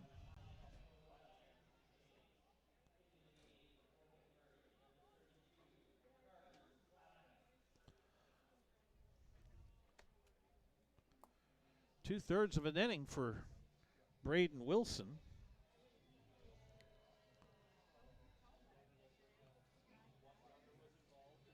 He struck out 2, but he also walked a couple.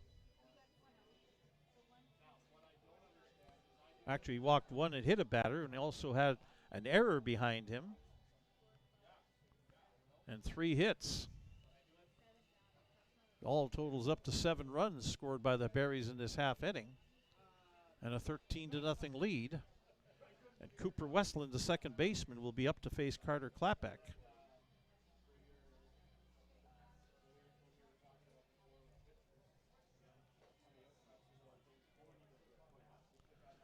Berries have 13 runs on just 8 hits.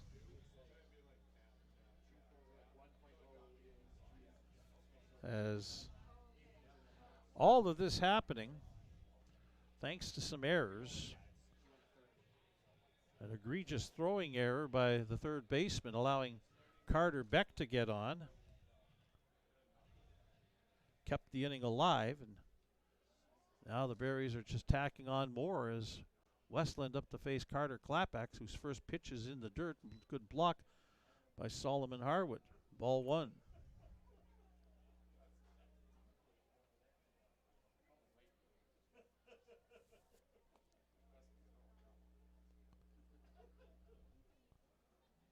Westland's been on base all 3 times and is yet to have a hit. He was hit by a pitch in the first inning, walked in both the second and earlier here in the 4th inning, scored earlier this inning, as that one is up high, 2-0.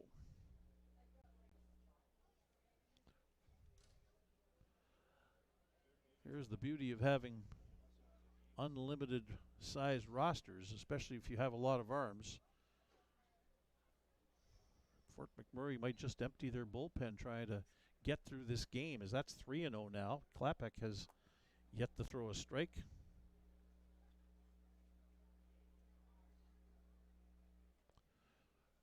Cooper Westland will be taking, you would have to think.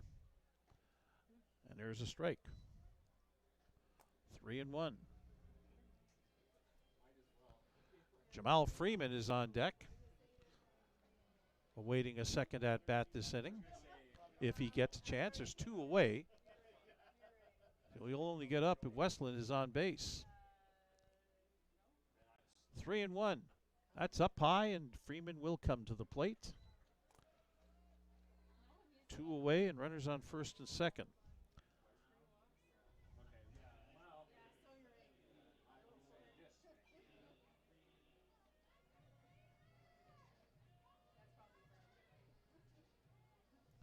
That's 8 walks issued by Fort McMurray pitching, and we aren't through 4 innings as of yet.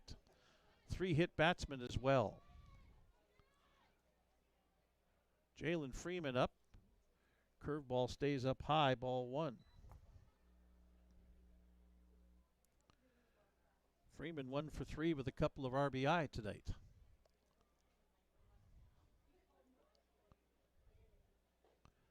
Up high, ball 2.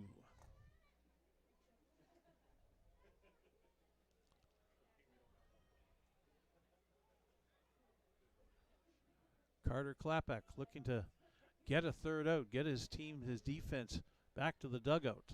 Swing and a miss by Freeman, 2-1. That one was up high in the zone. He took a swing at that.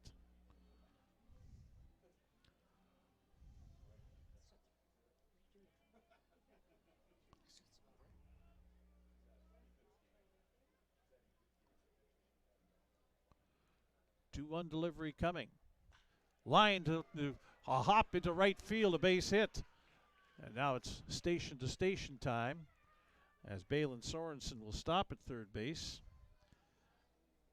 Freeman is on to first, and Westland to second base.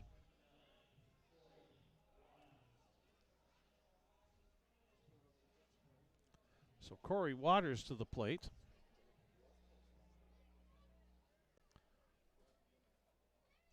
Waters walked and scored earlier this inning, as he is the 13th man to bat this inning for the Berries. Ball 1.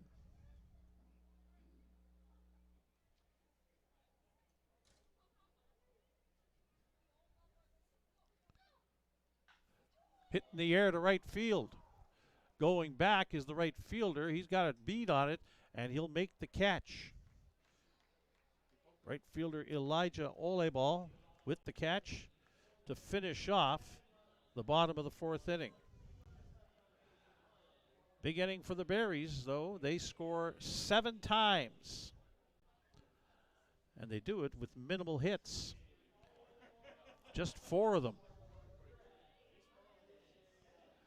There was 1 error by the Fort McMurray Giants and 3 runners left on base.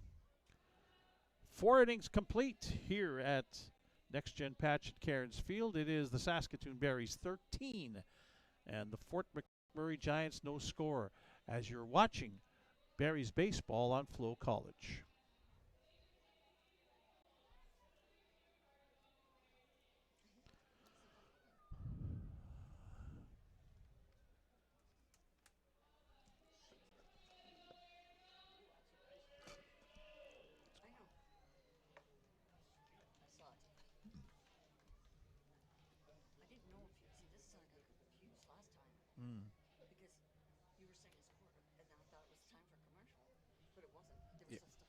Yeah. And I didn't realize. Okay. I'll try not to do that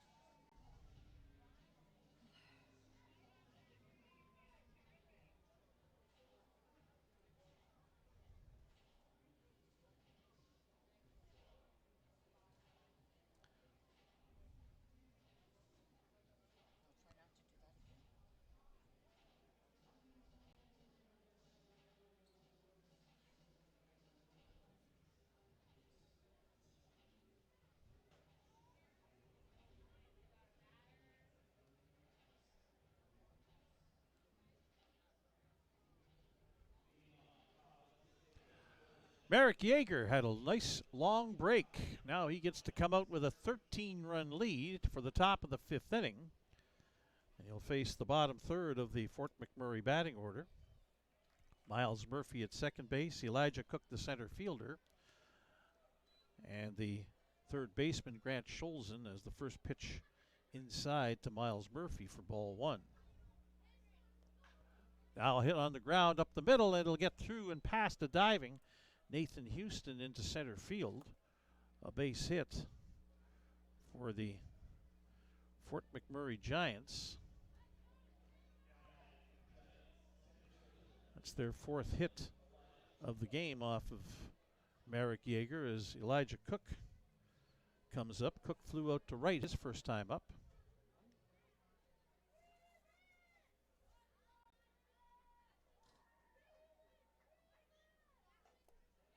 Swing and a miss, strike 1.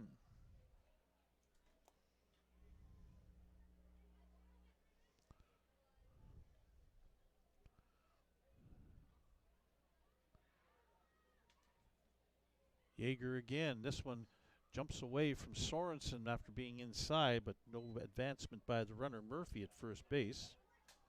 1-1 the count.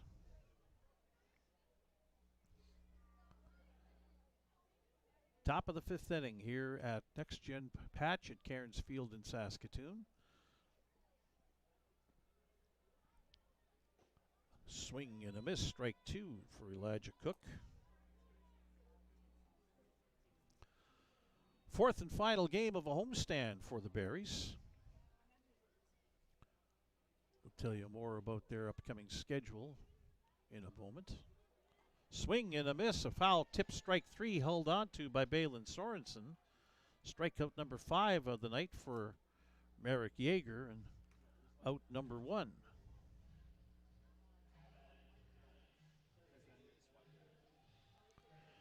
It'll bring up the third baseman Grant Scholzen, who walked his first time up back in the 3rd inning. He's had a tough night in the field, a couple of throwing errors that have led to a pile of unearned runs allowed by the Fort McMurray Giants.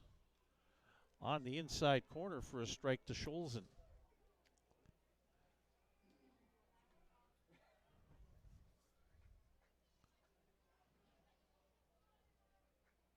One strike pitch swung on and missed. Strike 2.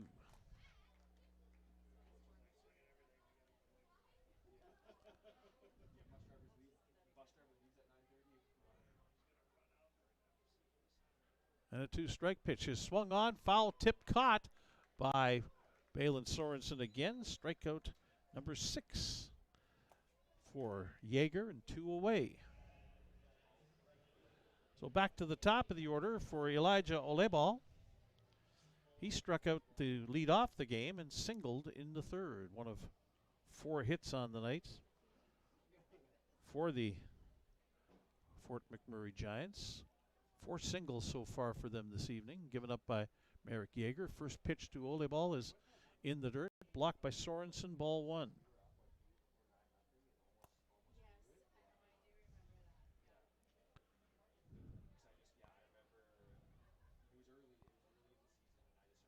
Curious to see what Joe Carnahan's plan is now with his pitching for the rest of this evening, as there's a pitch in there for a strike.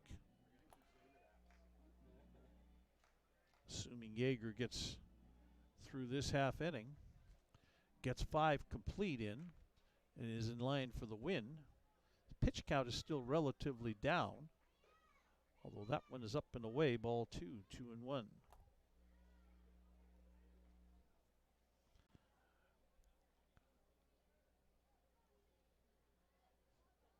Unofficially, this will be a 74th pitch of the game. A 2-1 offering. On the outside corner to Elijah Olebal, 2-2.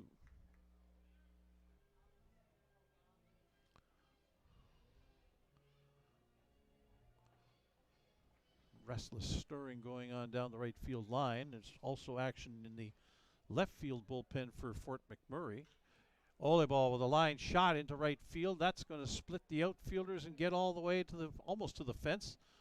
On his way around third base and heading for home with the first Fort McMurray run is Miles Murphy, and Elijah Olebal with an RBI double to get Fort McMurray on the board, make it 13-1.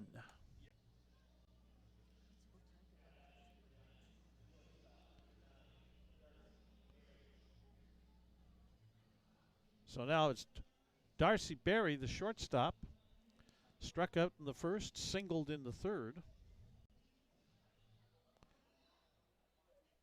Back when the Giants had a bases loaded situation and came up empty when Carter Hercoon grounded into an inning-ending double play.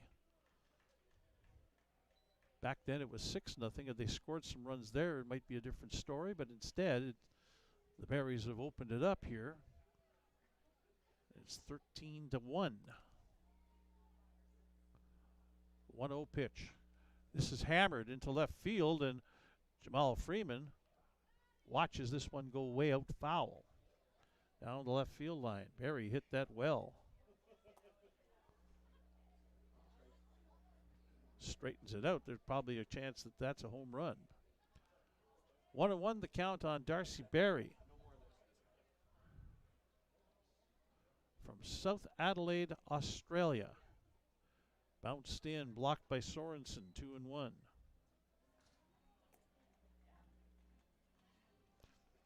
And now there is action down the right field line in the Berries bullpen, so I'm suspecting that this will be the last inning as Adam Beeman, Saskatoon product, starts throwing for the Berries. Yeager just needs one more out to get the 5 innings in. That one is low and away, ball 3, 3-1.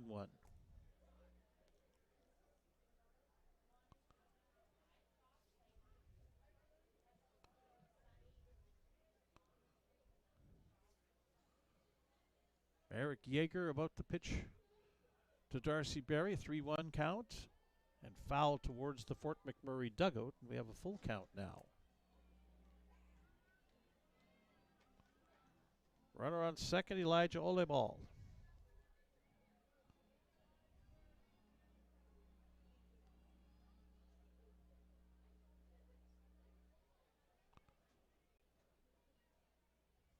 Full count pitch upcoming. And he hits him. So first and second, now with 2 away. It'll be Carter Hercoon. singled in the first and grounded into an inning-ending double play in the third. And now Ryan Olcheway, the Berries pitching coach, will come out and have a word with Merrick Yeager, trying to coax him through this top of the fifth and have him end his night. Again, with a 13-1 lead, he has to pitch 5 full innings in order to get credit for a pitching victory, so he needs just the one more out to get through the fifth. And then it'll be bullpen time for Joe Carnahan, Ryan Olcheway, and the Berries.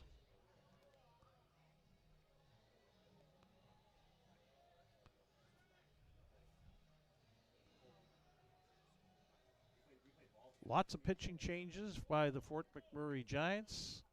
Lots of pitches being thrown. Means a game that takes its time to get done. First pitch to Herkun is inside, ball 1.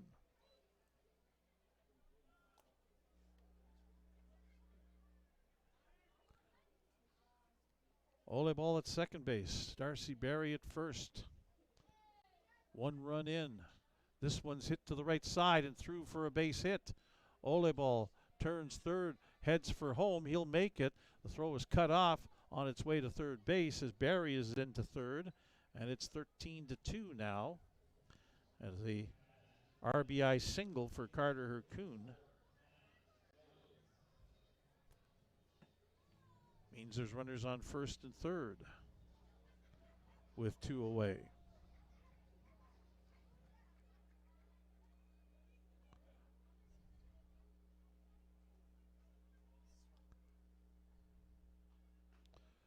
Pitch in there for a strike to Matt Rhodes.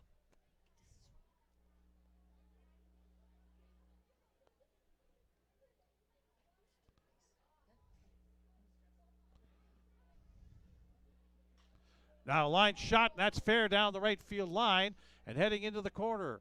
1 run is in.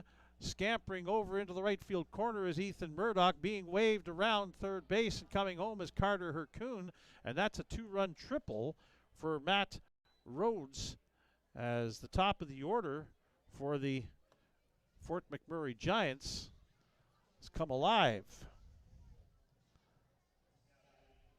4 runs in now for Fort McMurray to make it 13-4 here in the top of the 5th inning, and they still want to get Merrick Yeager through this 5th inning. Solomon Harwood up. He'll look at a first pitch strike.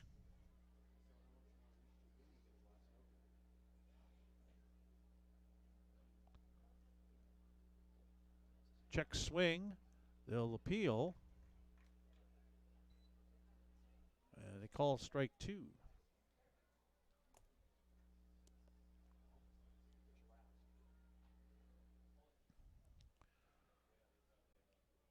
Merrick Yeager, the man on third, out of the full windup.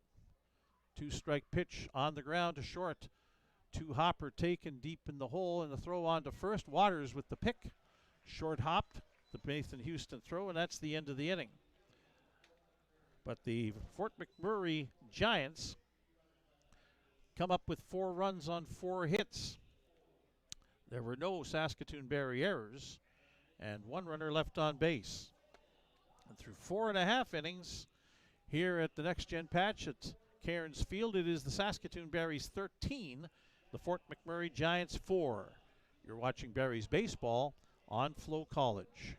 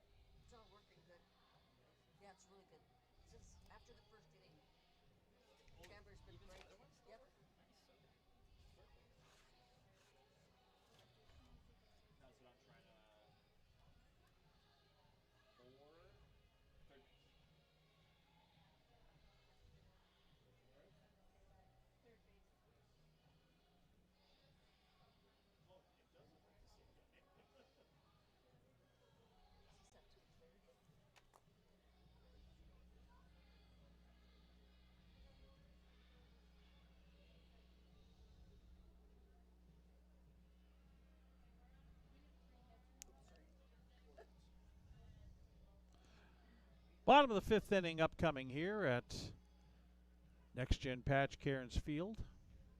Saskatoon Berries leading the Fort McMurray Giants 13-4. Mason Rowell, Turner Zadunik, and Carter Beck due up for the Berries. Facing the fifth Fort McMurray pitcher of the night, that being Carter Klapek,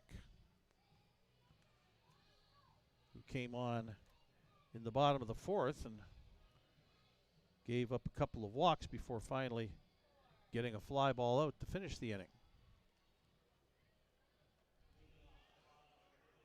Mason Rowell has scored 2 times tonight. He's 1 for 1 officially, double with an RBI, walked and was hit by a pitch.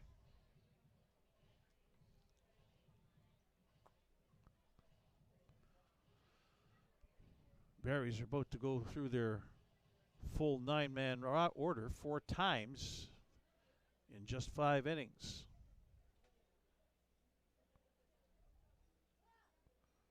Klapek's first pitch, Harwood had to kind of protect himself on that bounce. It's ball 1. Klapek looks like he can throw hard out of Stettler, Alberta. He throws a fastball down the middle for a strike, 1-1.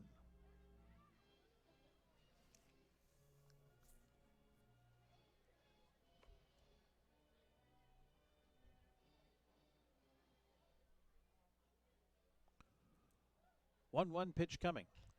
Rowell back up the middle, bouncing ball would be taken by the shortstop Barry, but he doesn't have a play, as that was a weakly hit ball that didn't have a lot of pace going up the middle, and Rowell is on with a single.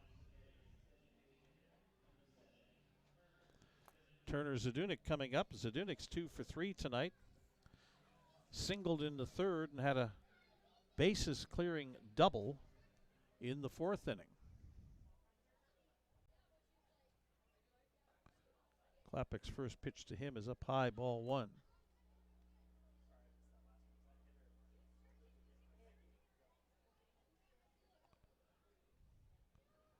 Top of the order, Carter Beck is on deck. That one stays up high on a curveball attempt, 2-0.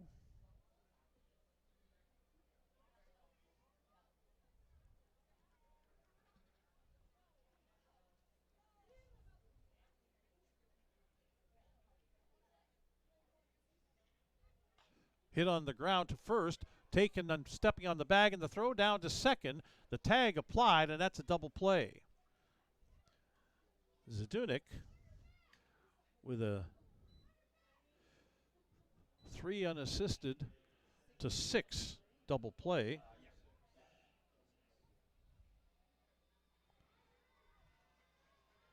So quickly 2 away for the Berries, and now Carter Beck up for the 5th time tonight. Officially 1 for 3, but he scored 3 runs and looks at a first pitch up high for a ball.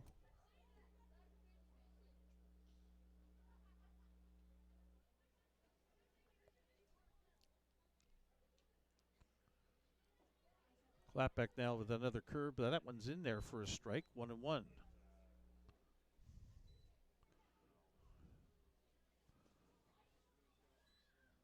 Five pitchers used by Fort McMurray tonight. The last 4 after the starter, Chang Yu, have all been lefties. This one on the ground to short. Darcy Berry will throw Carter Beck out, and that's the inning. No runs, 1 hit. No Fort McMurray errors. And nobody left on base. We've played 5 complete. It is 13-4 for the Saskatoon Berries over the Fort McMurray Giants, as you're watching Berries baseball on FloCollege.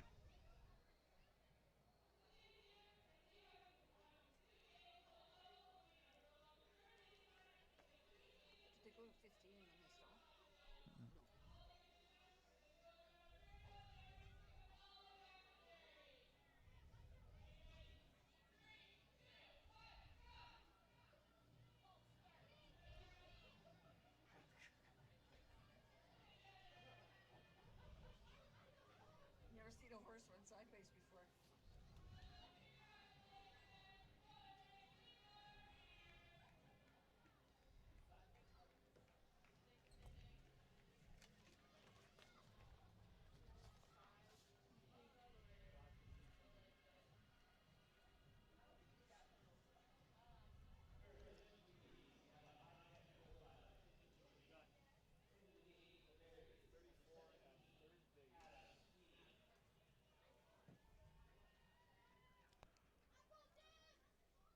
We're back here as we're going to have a pitching change and a defensive change. We also had a defensive change for Fort McMurray last half inning. Zach Kavanaugh came on to replace Grant Scholzen at third base in the 9th spot in the order. And Adam Beeman is on to pitch for the Berries, replacing Merrick Yeager, the starter, who went 5. Looking out there, and there's some other changes on the Berries' defensive side. Or is there? No. Mason Roell's at third base. Thought for a second that Ethan Murdoch was playing third all of a sudden, but he's not. Everybody's the same as they were. Never mind. Just the pitching change for the Berries as Adam Beeman comes on.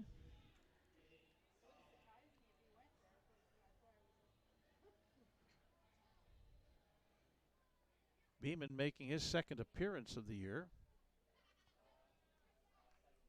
He'll face left fielder Nick Save first. And a first pitch strike.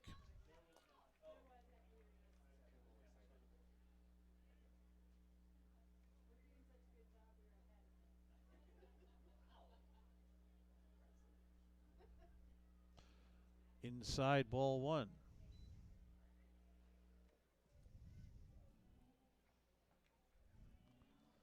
Beeman's from Saskatoon, one of 7 Saskatoonians on the roster in his second season with the Berries. That one bounced in, 2-1.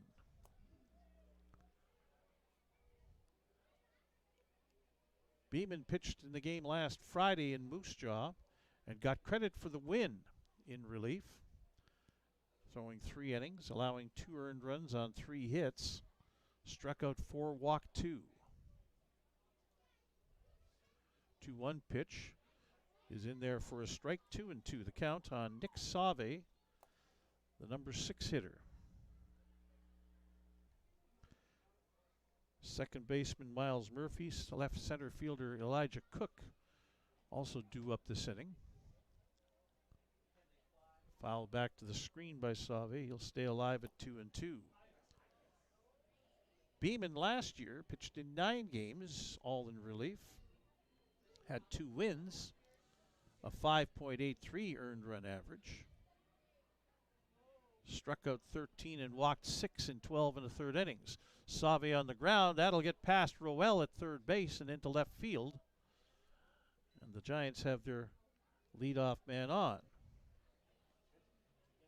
Base hit for Nick Save.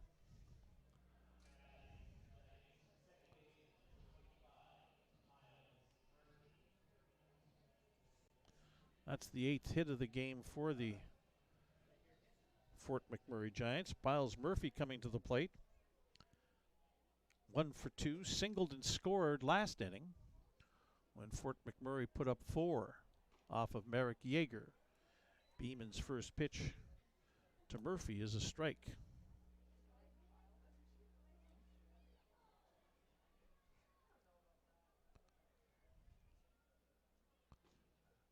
That one sails away, ball 1.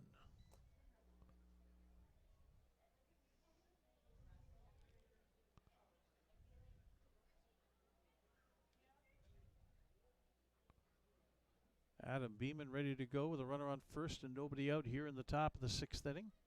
That one's up high, 2-1.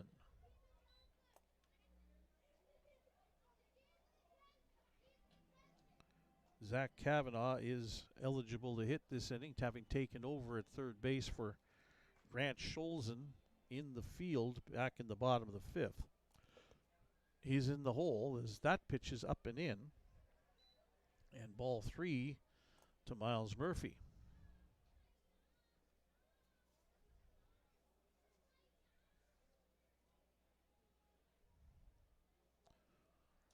Lights are on. It's after 9 o'clock. His sun's pretty much done as there's ball 4 outside. And the first 2 men are on for the Giants here in the top of the 6th inning. It'll bring up the center fielder Elijah Cook. Switch hitter will come up, bat left-handed against Adam Beeman. Cook 0 for 2. Flew out to right and struck out in his 2 previous plate appearances.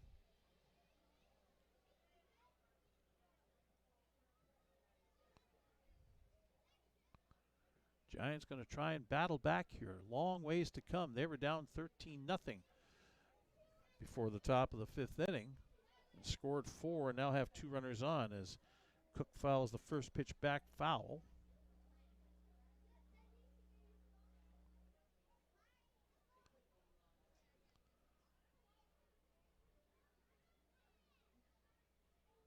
Adam Beeman checking the runners. 1 strike pitch is hit towards third. Picked up on the bag is 1 out. And now the throw will get away from Corey Waters down the right field area. Coming around third and coming for home is going to be Miles Murphy. And the throwing error by Rowell after he got it out at third base allows Elijah Cook to end up at second. And Miles Murphy scores all the way from first base on the throwing error by Mason Rowell. Savi was forced out at third on the play.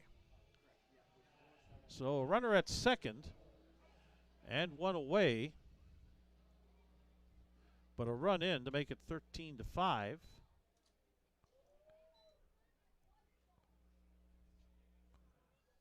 it brings up the right fielder, or make that the third baseman, Zach Kavanaugh. First pitch swinging, he'll foul that one out of play.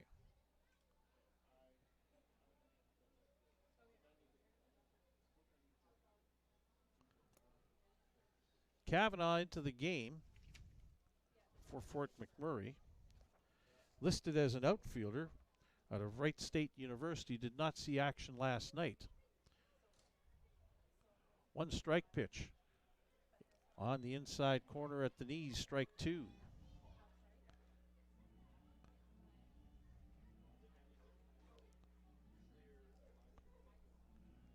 One away, runner on second, 2 strikes on Zach Kavanaugh. Barry's committing their first error of the night. Kavanaugh puts this one high in the air.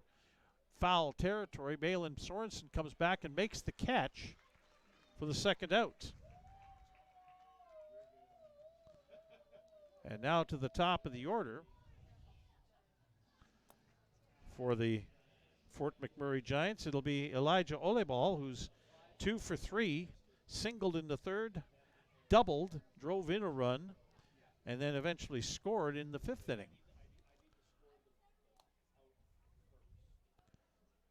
13-5 is the score for the Saskatoon Berries over the Fort McMurray Giants here in the top of the sixth inning. Beeman's pitch up high to Olebal, ball 1.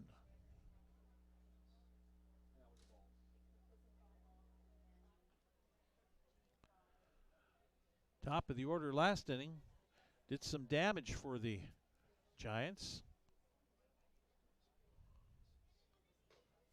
As that pitch is up high, ball 2. Olebal doubled. Darcy Berry was hit by a pitch with 2 outs. Carter Hercoon got on a base hit, and Matt Rhodes tripled. And then the result was 4 runs. Up high again to Olebal, ball 3. 3-0. We're starting to get some action down the right field line. If I'm not mistaken, that looks like Carter Kopp, even though I'm not sure because of the bunny hug on. Strike called on the 3-0 pitch to Olebal. 3-1. Darcy Berry is on deck.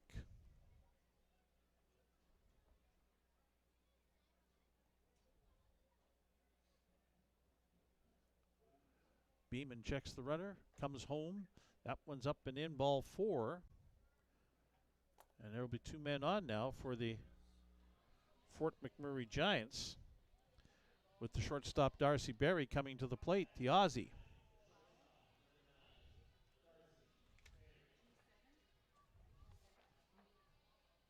And I'm right, that is Carter Kopp starting to warm up down the right field line, Saskatoon product, in his second year with the Saskatoon Berries. On the ground to short, taken at the backhand. Long throw to first, not going to be in time. Berry able to leg that out. The throw wouldn't have been on the mark anyway, and suddenly it's bases loaded for the Fort McMurray Giants as Barry with an infield hit. So Elijah Cooks at third, Elijah Oliball at second, Darcy Berry at first. Fort McMurray pecking away here. Carter Hercoon up. He's 2 for 3.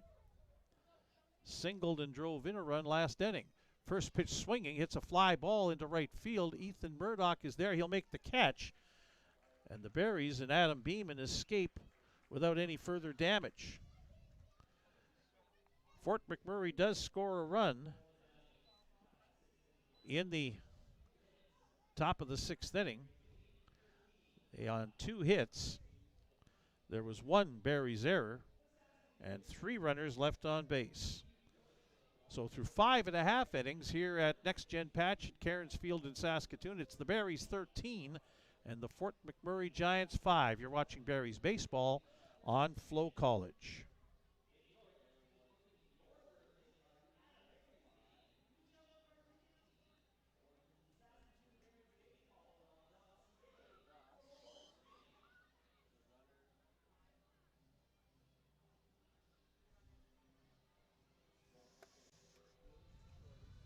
Which is a better view for this time of day? Hmm? This one? What's a better view for this time of game? This one or this one? That one. Oh.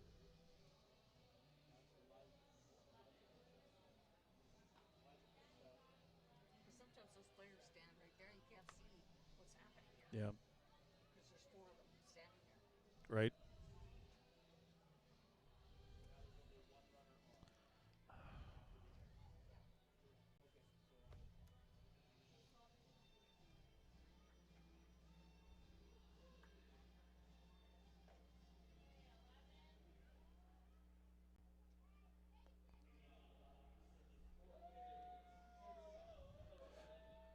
Bottom of the 6th inning coming up. Berries with an 8-run lead. Would like to tack on a few more. Carter Klepak on for a second full inning. He'll face the 2, 3, and 4 hitters, Nathan Houston, Ethan Murdoch, and Balin Sorensen. Houston swings at the first pitch and fouls it back to the screen. Strike 1. Nathan Houston up for the 5th time tonight. Singled and scored his last time up. Also hit by a pitch, so he's 1 for 3. Clapback's pitch, curveball, in for a strike.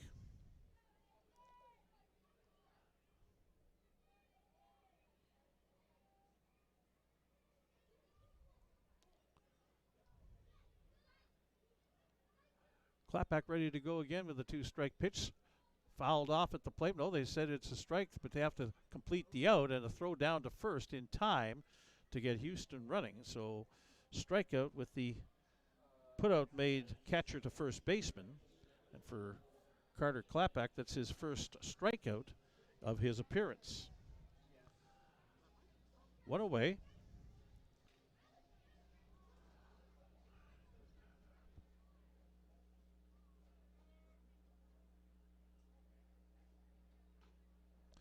First pitch is in for a strike to Ethan Murdoch. Murdoch 0 for 3 with a run scored tonight. Has a walk, swings and misses. Is quickly behind 0-2.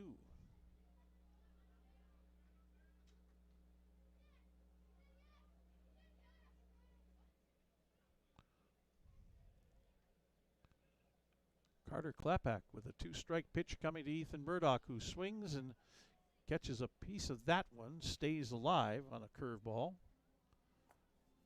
Fouled it into the ground at home plate.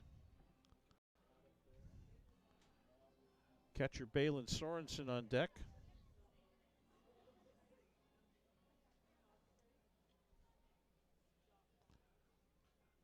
And he fouls that one back to the screen, stays alive 0-2.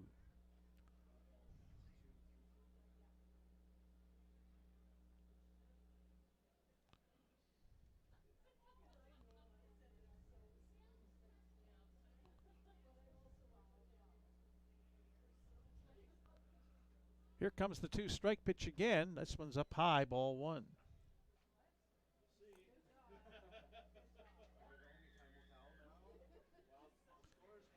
Lots of pitches being thrown in this game by both sides. Both well over 100 now. And a swing and a miss, and back-to-back strikeouts for Klapak now as he gets Ethan Murdoch to whiff. 2 away. So Balin Sorensen up, the Barry's catcher and cleanup hitter.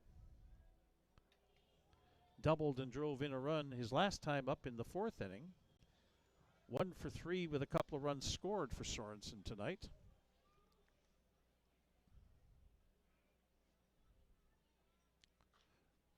Fouled off wide of third base, strike 1.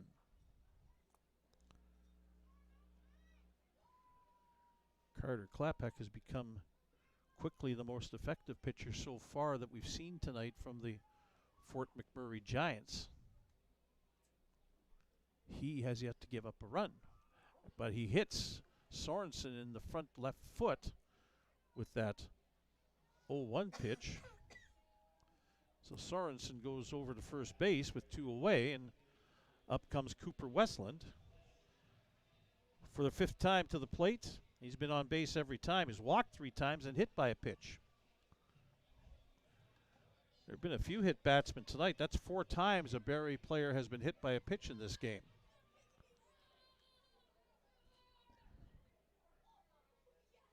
Two away.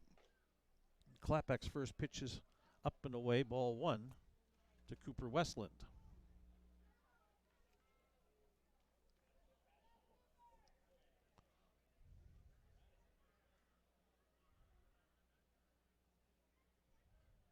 Taking off is Sorensen. Throw down to second base, but Sorensen has that stolen cleanly.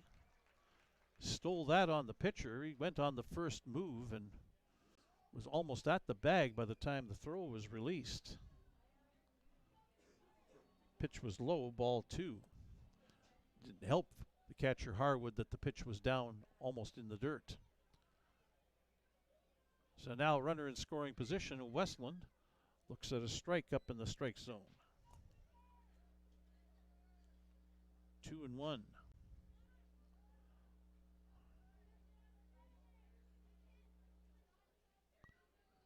Two away here in the bottom of the 6th inning. 13-5, the Berries with the lead. That pitch breaks down and in. Ball 3, 3-1. Jamal Freeman is on deck for the Berries.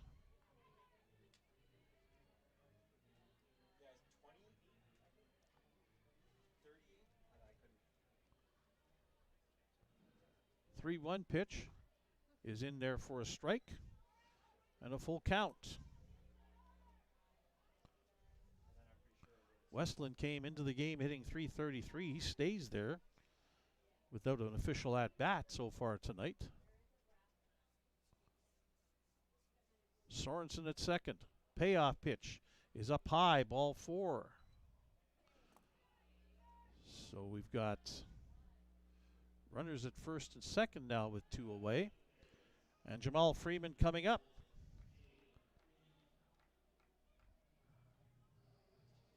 Freeman 1 for 4 tonight. Make that 1 for 3. Singled in the 2nd inning and drove in a couple of runs. Big swing and a miss on the first pitch from Carter Klapak.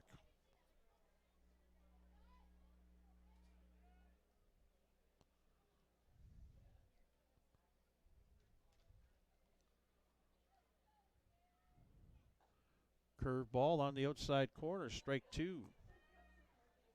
Freeman looking back at the home plate umpire, Matt Schulian, says, yeah, I probably should have swung at that one.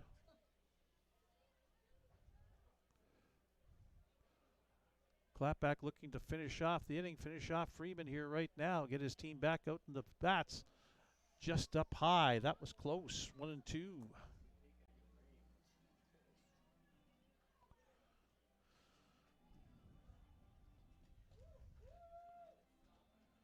Jamal Freeman Waiting on a 1-2 pitch from Carter Klapak with runners on first and second and 2 away. Outside with the breaking pitch, 2-2.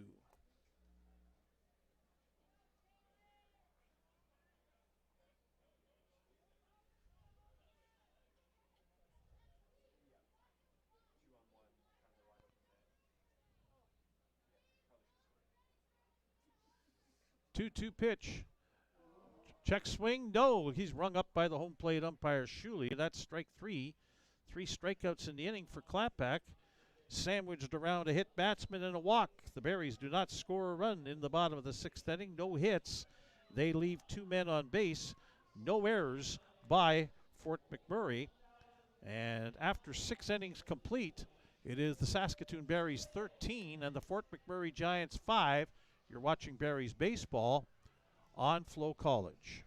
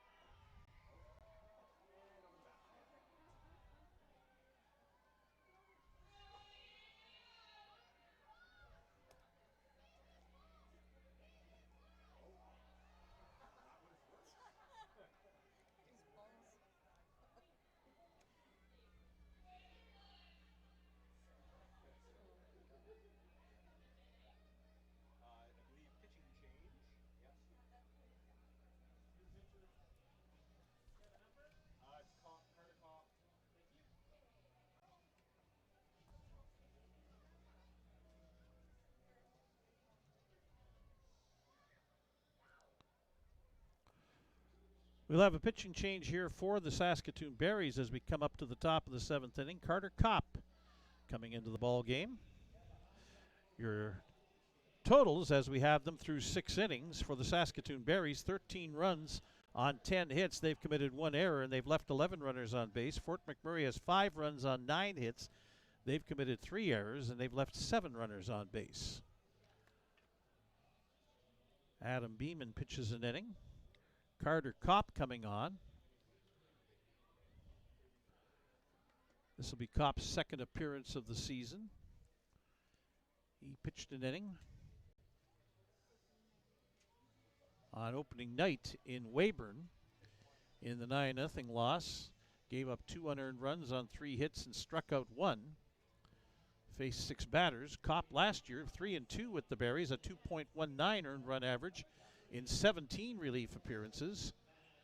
Struck out 15 and walked 5 in 28 2/3 innings. So now Matt Rhodes, the middle third of the order for the Fort McMurray Giants, coming up to face Kopp, whose first pitch is just outside, ball 1.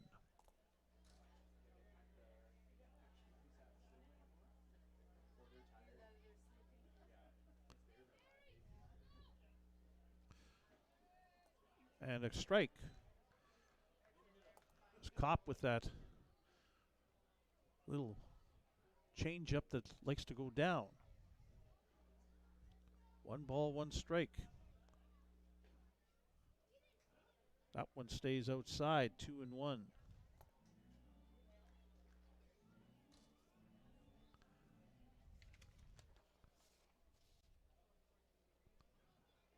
Down low, 3-1.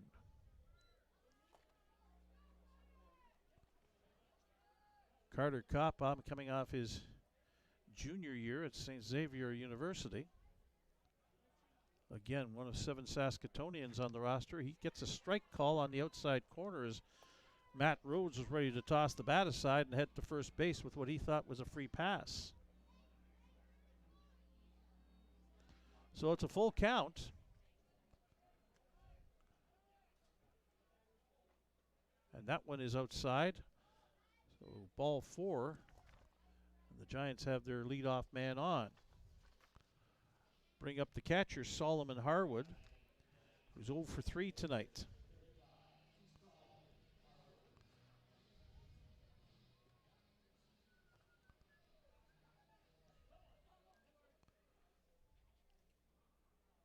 Nick Savi is on deck after Harwood as the first pitch jumps away from Sorensen, and on his way to second base is Matt Rhodes off of a wild pitch.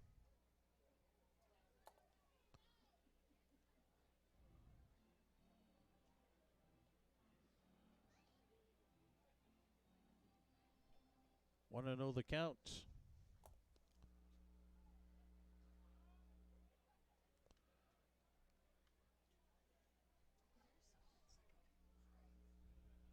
Kopp up high with the 1-0 pitch, now 2-0. Carter usually very good with his control. Needs to find the strike zone here with an 8-run lead. Action down the right field line in the Berries bullpen again. 2-0 pitch is on the outside corner for a strike.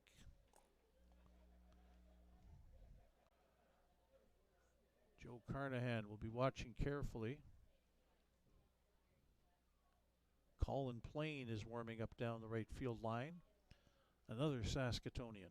2-1 pitch is set to be down low. Ball 3, 3-1.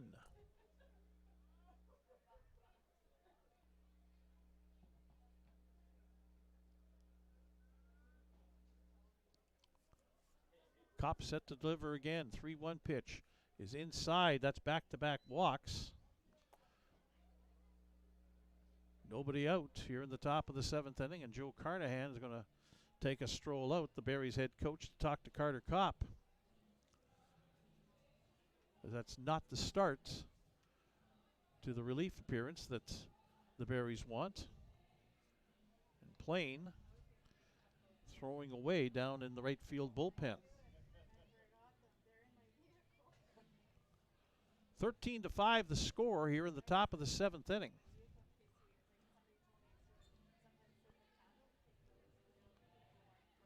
It's a little cool out here now.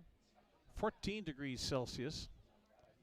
Wind out of the south at 10 kilometers per hour, so wind not really a factor.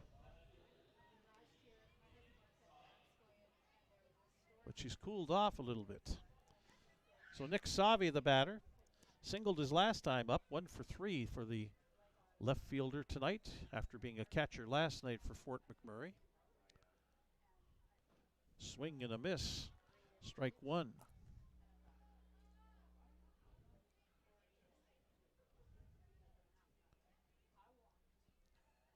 Kopp steps off as the ball gets away from the catcher in the bullpen down the right field line. 1 strike pitch, fouled back to the screen. 2 strikes quickly on Nick Savi. Second baseman Miles Murphy is on deck.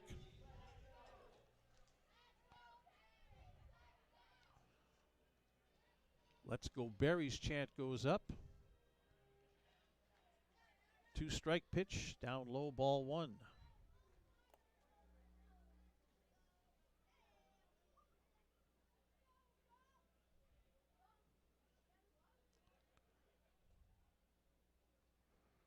Ready to go again with 2 on and nobody out. And down low again, 2-2.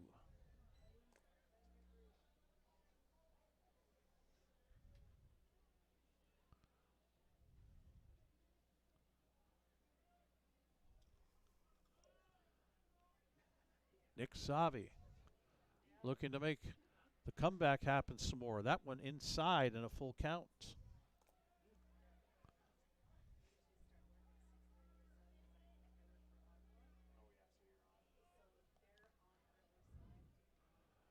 Full count pitch payoff here from Carter Kopp to Nick Savi. Popped up near the Berries dugout, and that'll just get into the first base bleachers out of play.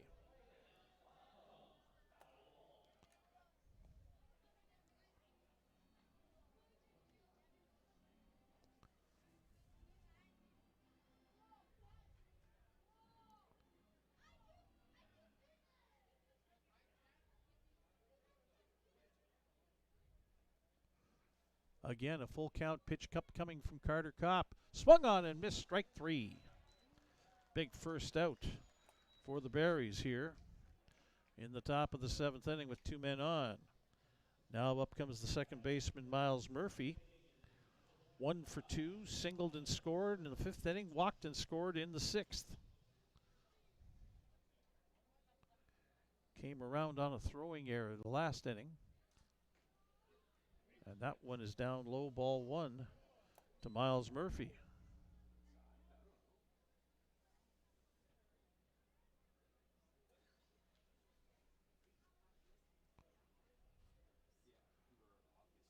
Carter Kopp ready to deliver. 1-0 pitch. He's on the outside corner, strike 1. Elijah Cook, the center fielder, is on deck. Top of the 7th inning, well over 2 hours into this ball game. 2.5 to be exact. This one's lined foul down the right field side. 1-2.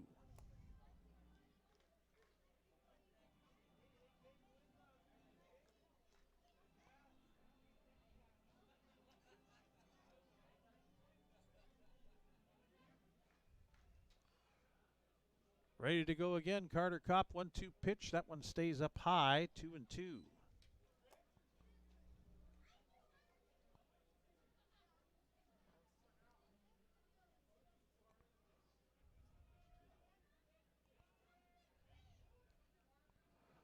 Checking the runners. 2-2 pitch off of Kopp at pitching mound and into center field, a base hit. Turning third and heading for home and scoring is Matt Rhodes. Solomon Harwood stops up at second base. It's now 13-6 as Miles Murphy has his second hit, and that's going to be it for Carter Kopp. We will have a pitching change, as that is the 6th run for Fort McMurray. Hit him in the hand, so might not be able to continue. And Colin Plain is going to come on and replace Carter Kopp, who comes off being checked over by athletic therapist Casey Marcinque.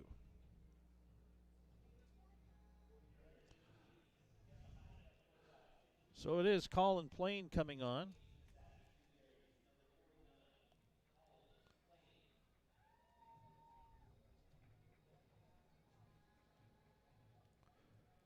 Colin Plain into their game. 3rd straight Berries pitcher from Saskatoon.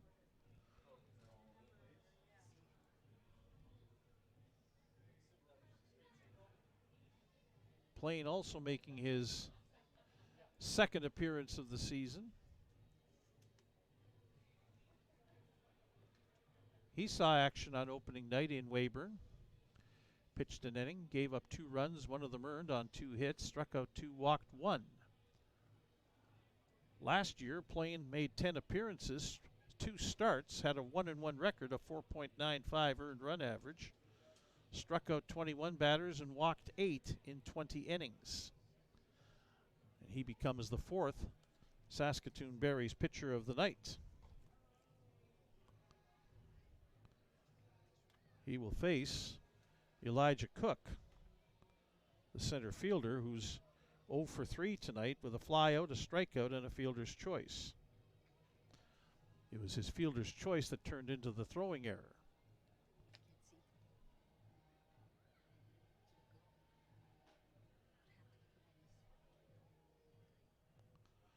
So Colin Plain finishing up his warm-up tosses while the infielders stand behind him and check it out. Now we're ready to go again here in the top of the 7th inning. Berries scored their runs in the first 4 innings. It's been Fort McMurray's turns here in the last 3. 4 in the 5th, 1 in the 6th, 1 so far here in the 7th.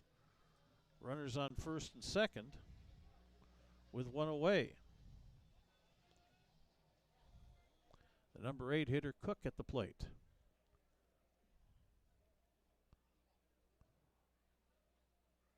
Plain to the stretch. Outside, ball 1.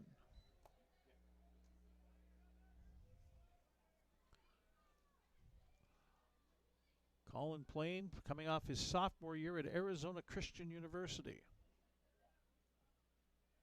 Shaking off a sign from Balin Sorensen. Now has what he wants.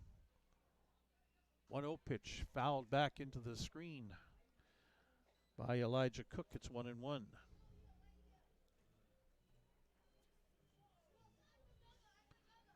(13-6) the score.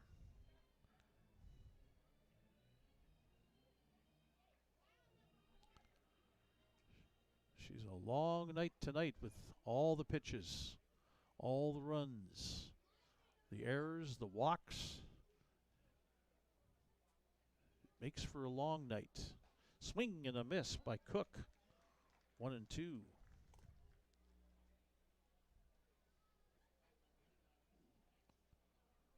On deck, the number 9 hitter, Zach Kavanaugh, getting a second chance at the plate after taking over from Grant Scholzen at third base. Slow curve stays outside. Ball 2. 2-2.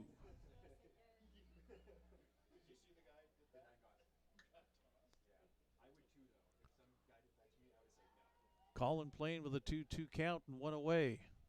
2 men on. This one's hit in the air. Left center field. Carter Beck coming across, makes the catch, and gets the ball back into the infield. 2 away. That ball slicing away from Beck into left center field, but he's able to track it down with the speed that he has. Nice to have his speed and defense back in the lineup for the Berries. He has scored 3 runs tonight. Hoping to get a chance to be back up at the plate in the bottom half of the inning, but they have to get there first, as it's Zach Kavanaugh who fouled out to the catcher Sorensen his first time up.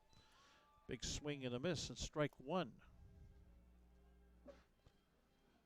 2 away here in the top of the 7th inning.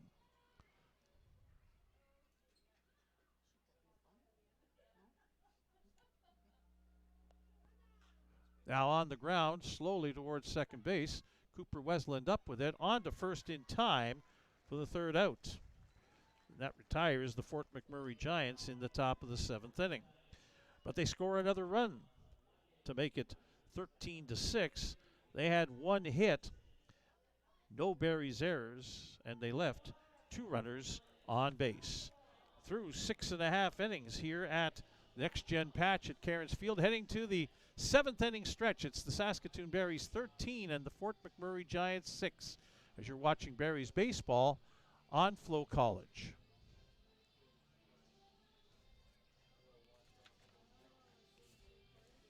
Anything good here? I'll clear it right away.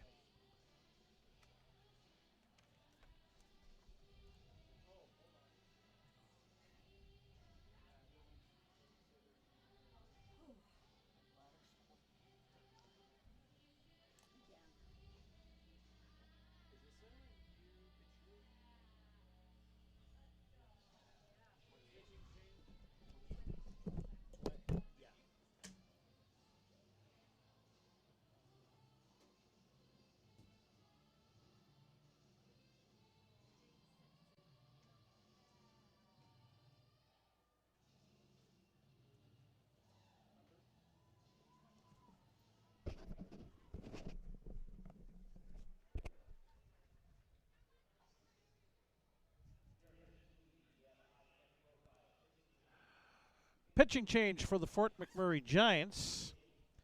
They'll bring in number 20, Jake Simpson, into pitch. He'll be the 6th pitcher of the night for the Fort McMurray Giants. Simpson out of Walla Walla Community College. Side-arming left-hander, 6'5", 190 pounds.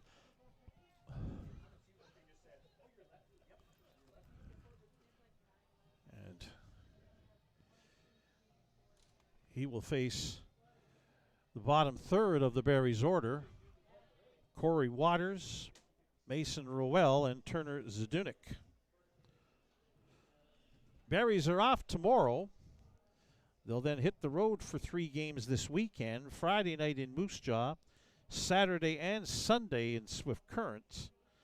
Then have Monday off again before playing host to the Medicine Hat Mavericks here at Next Gen Patch at Cairns Field next Tuesday and Wednesday. 4-game homestand coming to an end here tonight for the Berries. Corey Waters looks at a first pitch strike from the sidearm dealing Jake Simpson. 13-6 is the score. Down low, ball 1. Watch this delivery a little more closely. It's a little on the funky side. Hit on the ground, up the middle, fielded at second. The throw on to first in time. Good play by the second baseman, Miles Murphy, who ranged to his right in behind second base and was able to get Waters thrown out by a couple of steps at first. So 1 away here in the bottom of the 7th. Mason Roel, who's 2 for 2 tonight, has also walked, been hit by a batter, or hit by a pitch, I should say. 2 runs scored. He also has an RBI. Doesn't pull the trigger on the first pitch strike from Jake Simpson.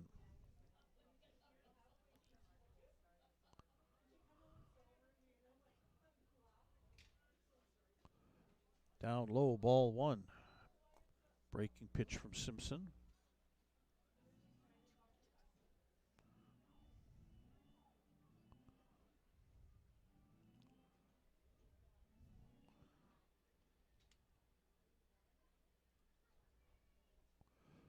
One pitch hit on the ground towards Darcy Berry at short. Sure-handed shortstop makes the play and throws him out, and there's quickly 2 away for the Berries here in the bottom of the 7th inning. Turner Zadunik now coming up. Zadunik is 2 for 3 or 2 for 4 tonight.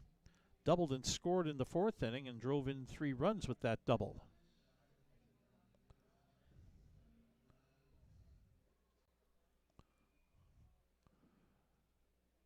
This is the 5th left-handed pitcher that the Giants have thrown out here tonight after starting a right-hander in Chain Yu, who only lasted 2/3 of an inning. First pitch was outside, 1-0 pitch on the ground. It gets past, well, the pitcher bare hands it. That looked like it was by him, but he reached out with his left hand, his bare hand, stabbed the ball and threw out Turner Zadunik at first base. 3 ground ball outs. A 1-2-3 bottom of the 7th inning for the Berries, and after 7 complete, it's 13-6 for Saskatoon over Fort McMurray. As you're watching Berries baseball on FloCollege.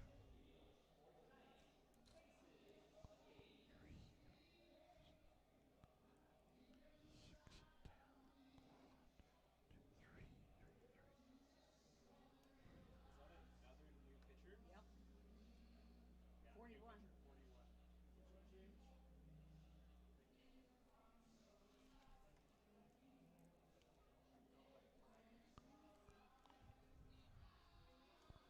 Go.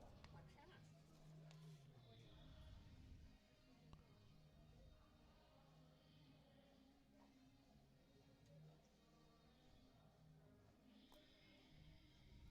Let's switch cameras.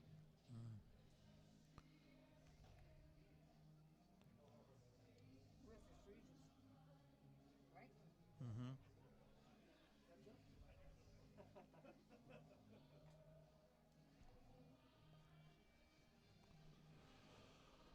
Fifth pitcher of the night for the Saskatoon Berries into the ball game here for the top of the 8th inning. It'll be Noah McCombs, who's new to the team. He's from Olathe, Kansas, coming off his freshman year at Hutchison Junior College.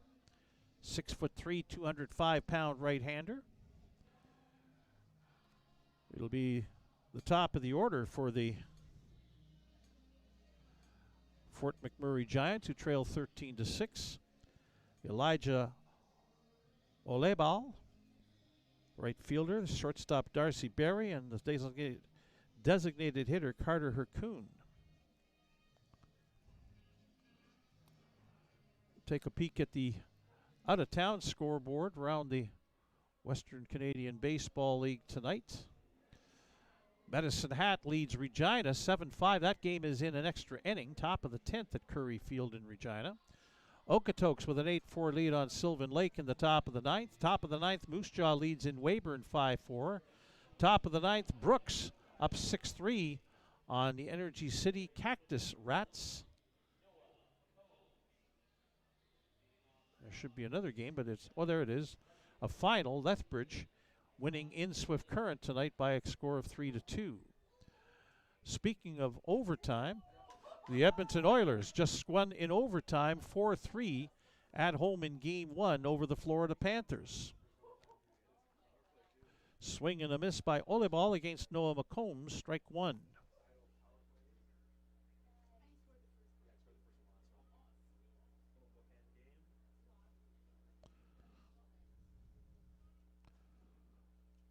McCombs ready to deliver. Down low, ball one.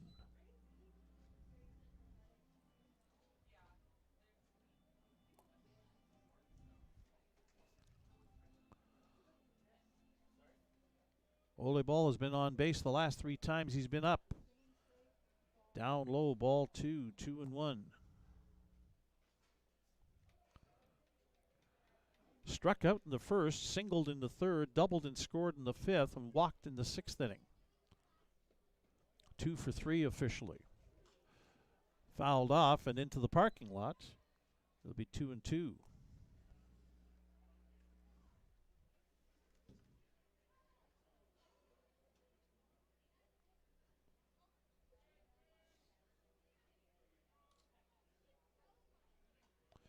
Two pitch, fouled back to the screen. Olibal stays alive.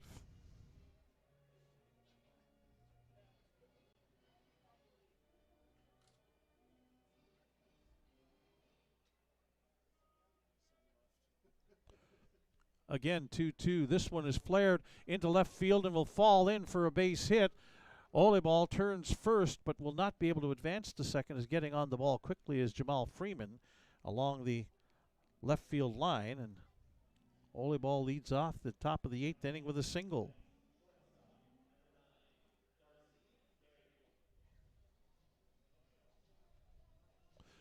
Darcy Berry up for the 5th time tonight.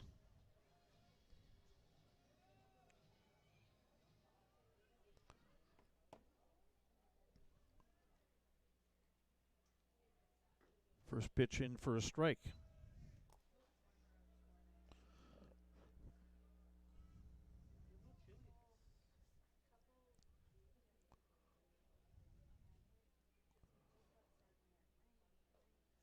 Down low with a curveball, ball one, 1-1.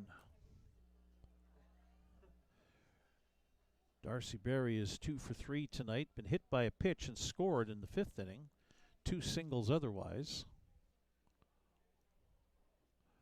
Down low again, 2-1.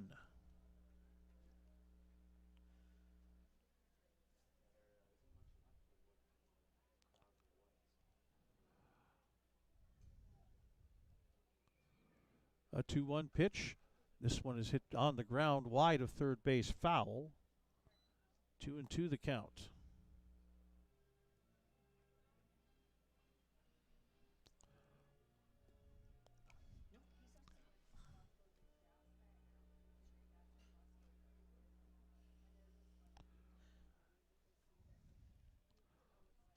Two and two the count.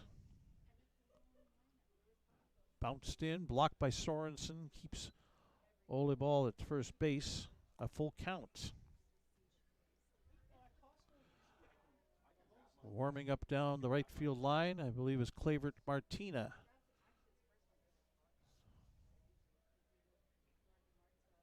And it is. 3-2 pitch bounces away from Sorensen back to the backstop. Olibal quickly hustles down to second and makes the turn, but will hold there on the walk.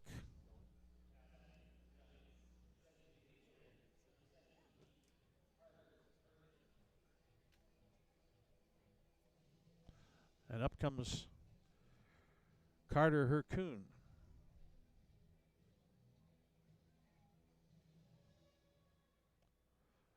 Thank you, Mark. Mark Campbell providing us with the attendance figure for tonight, 1,525.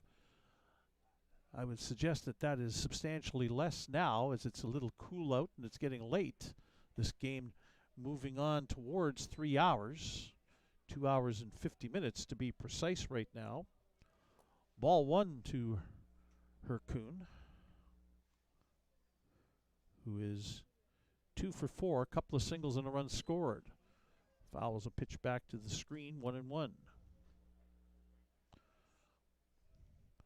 Fort McMurray is chipping away. They were down 13-0 after 4 innings. Here it is, top of the 8th, 13-6. Nobody out and 2 men on. They didn't fold the tents, and they got some good pitching finally from Carter Klapak to keep them in. 2-1 now the count on Hercoon.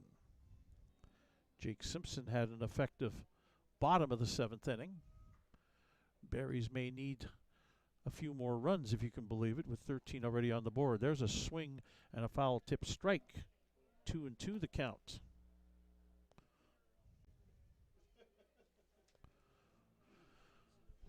Top of the order for Fort McMurray has been effective tonight. Elijah Oleball, Darcy Berry, Carter Hercoon at the plate now, and the next batter, Matt Romas, on deck. This one's fouled down the right field side and into the batting cage. Hercoon stays alive at 2-2.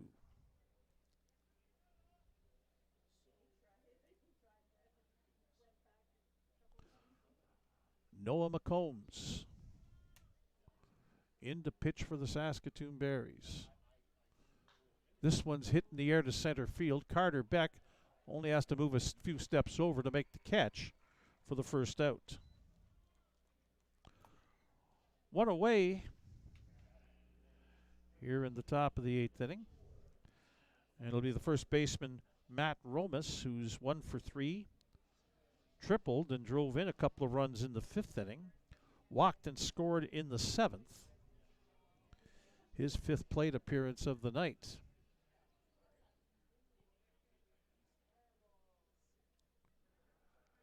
For Noah McCombs, this is his first appearance as a Berry. This one hit high in the air into center field.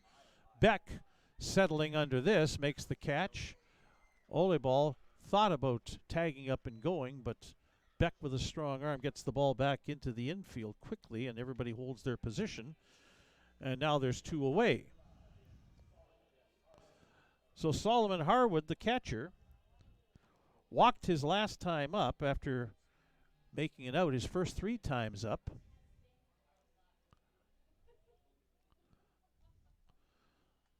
Noah McCombs trying to get out of this and put the Berries in a pretty good position. Swing and a miss at the first pitch, strike 1. Saskatoon looking for a 5th straight win. Improve to 5-1 on the season if they can. And sweep a 4-game homestand here at Next Gen Patch at Cairns Field. This one in the air to right field. Ethan Murdoch coming over towards the line. He's got it, and that is the inning. First 2 men got on, but they're stranded. A hit, a walk, 2 men left on base for Fort McMurray. No errors for the Berries in the top of the 8th inning, and through 7.5, it is Saskatoon 13 and Fort McMurray 6 as you're watching Berries baseball on FloCollege.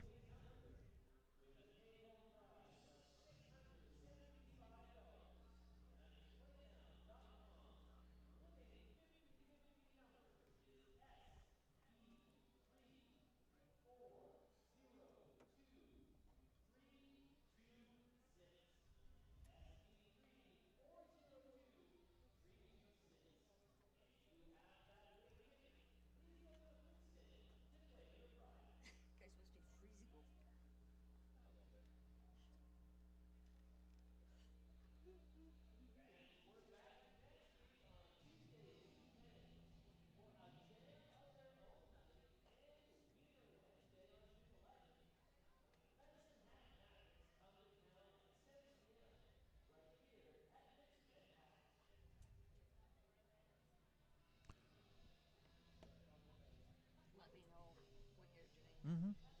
Not yet, though. All right, bottom of the 8th inning, top of the order for the Saskatoon Berries as they'll face the 6th pitcher of the night for the Fort McMurray Giants, Jake Simpson. This is his 2nd inning of work. Came on in the 7th inning.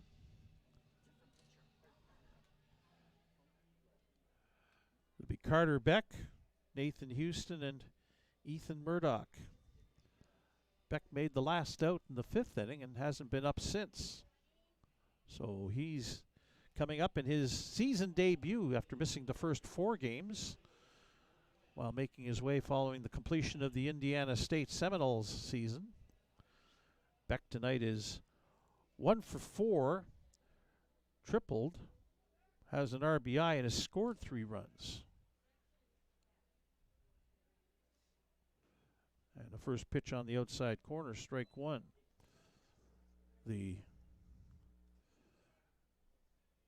Giants have fed a steady diet of left-handed pitchers tonight outside of the starter. 5 lefties have come on. And Simpson with that funky delivery where the ball seems to come out of nowhere on that sidearm. Hides it very well and is able to sneak it up there, and he's got 2 strikes already on Carter Beck. Again, tapped up the middle, bouncing ball. Barry trying to barehand it and get the throw off, but even if he does that, barehands it cleanly, he's not going to get Carter Beck going down the line. So Beck, with his 2nd hit of the night, leads off and gets on base. That is the Berries' 11th hit of the night. Fort McMurray also has 11 hits, as Nathan Houston comes to the plate. First pitch outside, ball 1. Nathan Houston is 1 for 4 with a run scored. In for strike 1.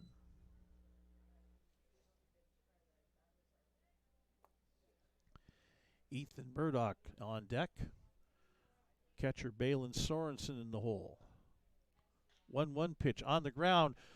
Backhanded at short by Barry. The long throw to first. Got him!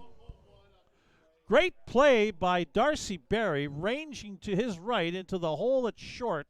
Backhanded the ball, and with a great throw to nip Nathan Houston at the bag at first for the first out of the bottom of the 8th inning. Darcy Barry is a very good shortstop, and we've seen that on display so far in these 2 games. Beck advances to second base.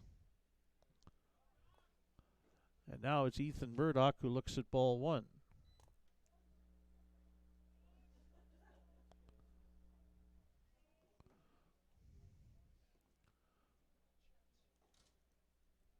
In there for a strike, 1-1.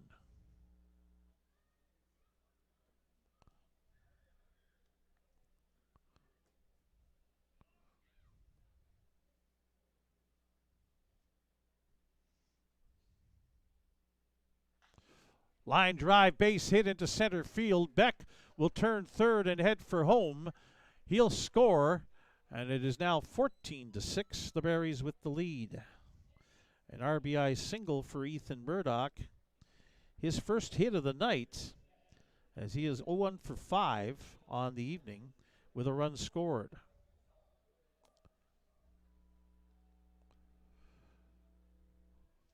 And now Balin Sorensen coming to the plate. Jake Simpson looks around. There's nobody warming up down the right field line, or down the left field line, I should say, in the Fort McMurray bullpen. And ball 1 to Balin Sorensen. So this is Simpson's inning to finish.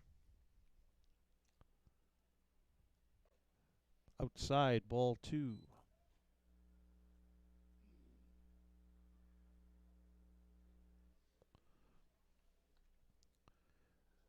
Sorensen with a double that drove in a couple of runs back in the 5th inning. There's a strike, 2-1.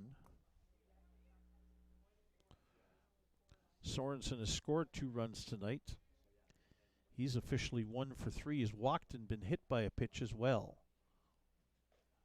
Outside, 3-1 to Balin Sorensen. Cooper Westland, the second baseman, on deck.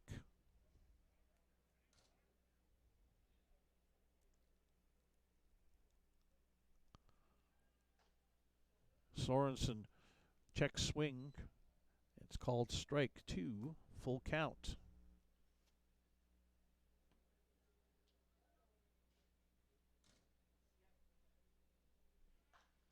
This one hit in the air to left field. Settling under it is the left fielder Nick Savi. He'll make the catch. And that's 2 away as Burdock trots back to first base.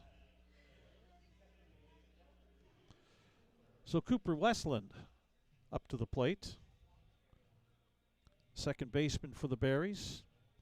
Has been on base every time up tonight. Walked 4 times and been hit by a batter, or hit by a pitch, I should say, and has scored a run.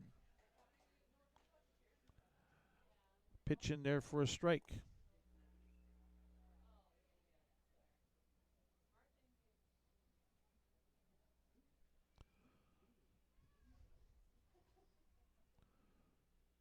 Swing and a miss.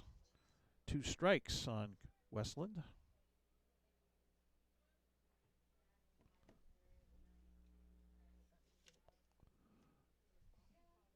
As we've passed the 3-hour mark for this game. Swing and a miss, strike 3, and that's the end of the 8th inning. But the Berries do get a 14th run on 2 hits. There were no Fort McMurray errors and 1 runner left on base.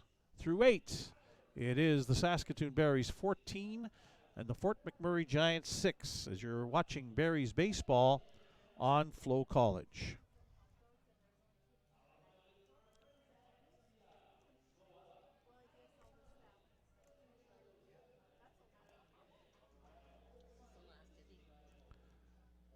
So long as they get him out, yeah. You need to like warn me. Oh yeah, I'll let you know. And you need to watch the time on that last. Okay. See how bright this is? Looks like shit, eh? Hmm? It's too bright. Well, that's fine though. Is it? Oh yeah. Because you can't even see anybody. How can that be good? Well, I'm watching.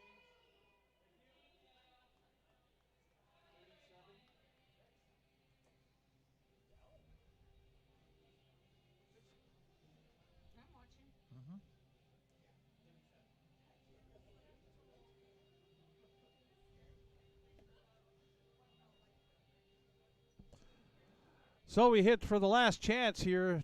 Top of the 9th inning for the Fort McMurray Giants, down by 8. And another pitching change for the Saskatoon Berries. They'll send out a 6th pitcher tonight, Dallin Rude. Another young man out of Munster, just like the starting pitcher, Merrick Yeager. Dallin Rude.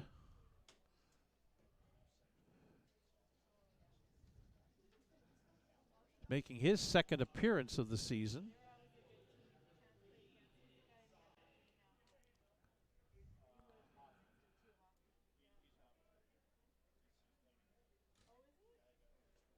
He pitched in the game back on Monday as the first pitch to left fielder Nick Save is up high, ball 1.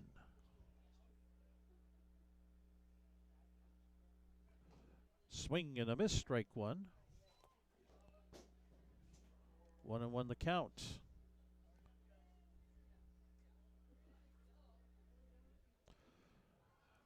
Sliders in for a strike. 1-2. Rude was the winning pitcher as he works fast. That one's just outside, 2-2. Again, he was named the winning pitcher in the game back on Monday night against Swift Current, 9-4 victory. Fouled off and staying alive is Nick Save, who's 1 for 4 tonight, a single, 2 strikeouts. It was a clean inning for Rude that night against Swift Current. Faced 3 batters. Got them all. 1, 2, 3. Rude pitched twice last season. Had a win in a start. 2-2 pitch. Strike 3 called. Nick Save doesn't like the call, but that's one away here in the top of the 9th inning. 2 outs to go. Miles Murphy has been troublesome tonight at the dish for Fort McMurray. 2 for 3. 2 runs scored. Dallin Rude gets him to swing and miss on the first pitch. Strike 1.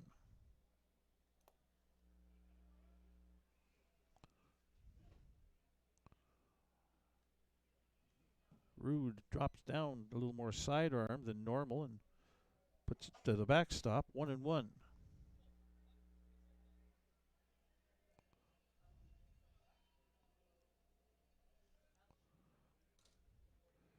1-1 pitch is in there for strike 2.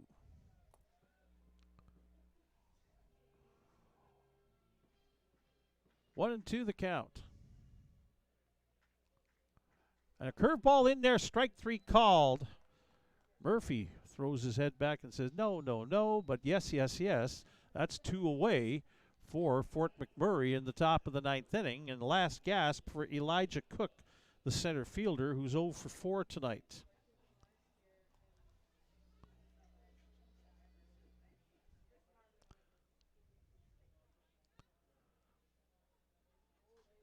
First pitch fouled back to the screen, strike 1. Cook struck out back in the 5th inning.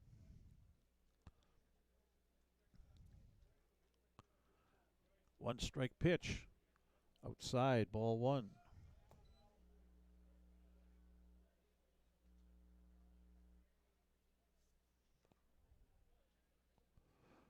Swung on and missed, strike 2. 1 strike away the Berries are from a 2-game sweep of Fort McMurray, a 4-game sweep of a homestand to start the year, and 5 straight wins. Here's the 1-2 pitch, and swung on and missed, strike 3, and that is the ball game. 3 up, 3 down, all by strikeouts for Dallin Rude here in the top of the 9th inning, and the Saskatoon Berries have made it 5 straight wins. Swept the 2-game series from the Fort McMurray Giants and win all 4 games as part of their initial homestand of the 2025 season.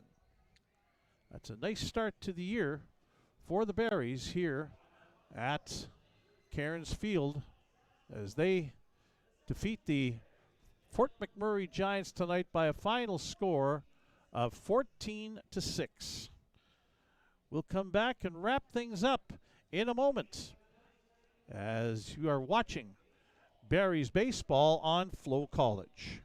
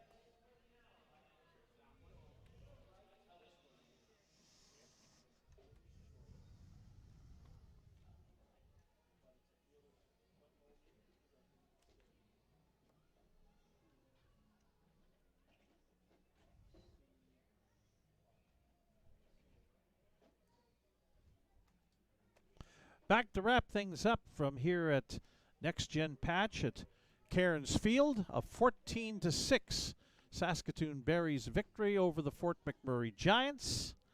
Let's give you the final totals unofficially as we have them. For the Berries, 14 runs on 12 hits. They committed 1 error and they left 12 runners on base. For the scrappy Fort McMurray Giants, 6 runs on 11 hits. They committed 3 errors. They left 11 runners on base. The winning pitcher is Merrick Yeager, the starter, who went 5 innings and gave up 4 runs. The losing pitcher is their starter, who only went 2/3 of an inning, Chow Yu, but he gave up a run in the first inning and was lucky to get away with just that. But the Berries were never headed after scoring that run in the bottom of the first inning and go on to the victory tonight. The return of Carter Beck to the lineup for the Berries is a good one. He had a couple of hits, scored 4 runs in the game. There was a lot of offense to be spread around throughout the lineup tonight for Joe Carnahan's team as they improved to 5-1 on the year, 5 straight wins, go 4-0 on their homestand, the first homestand of 2025, and sweep the 2-game series from the Fort McMurray Giants. The Red Sox falling at home to Medicine Hat 7-5. That one's still going on apparently. If that result holds, and I believe it has, the Berries remain a half game behind Medicine Hat atop the East Division. Berries winning both games from Fort McMurray, who are 0-5 to start the year, and are 0-2 on the road. 1,525 the announced attendance tonight here, in a game that took 3 hours and 17 minutes to play. The Berries, like I say, a 5-1 record. They go on the road for their next 3 games. They'll play Friday night in Moose Jaw, Saturday and Sunday in Swift Current. Next home action for the Berries, the next time we'll be talking to you will be on Tuesday, the 10th of June, and also Wednesday, the 11th, as the Medicine Hat Mavericks come to town to take on the Saskatoon Berries. So until then, on behalf of all the folks at FloCollege, Flo Sports, and on behalf of everybody affiliated with the Saskatoon Berries, I'm Les Lazaruk. Have a great rest of your Wednesday evening. We'll talk to you next Tuesday when Medicine Hat comes to town to take on the Saskatoon Berries. Have a great evening.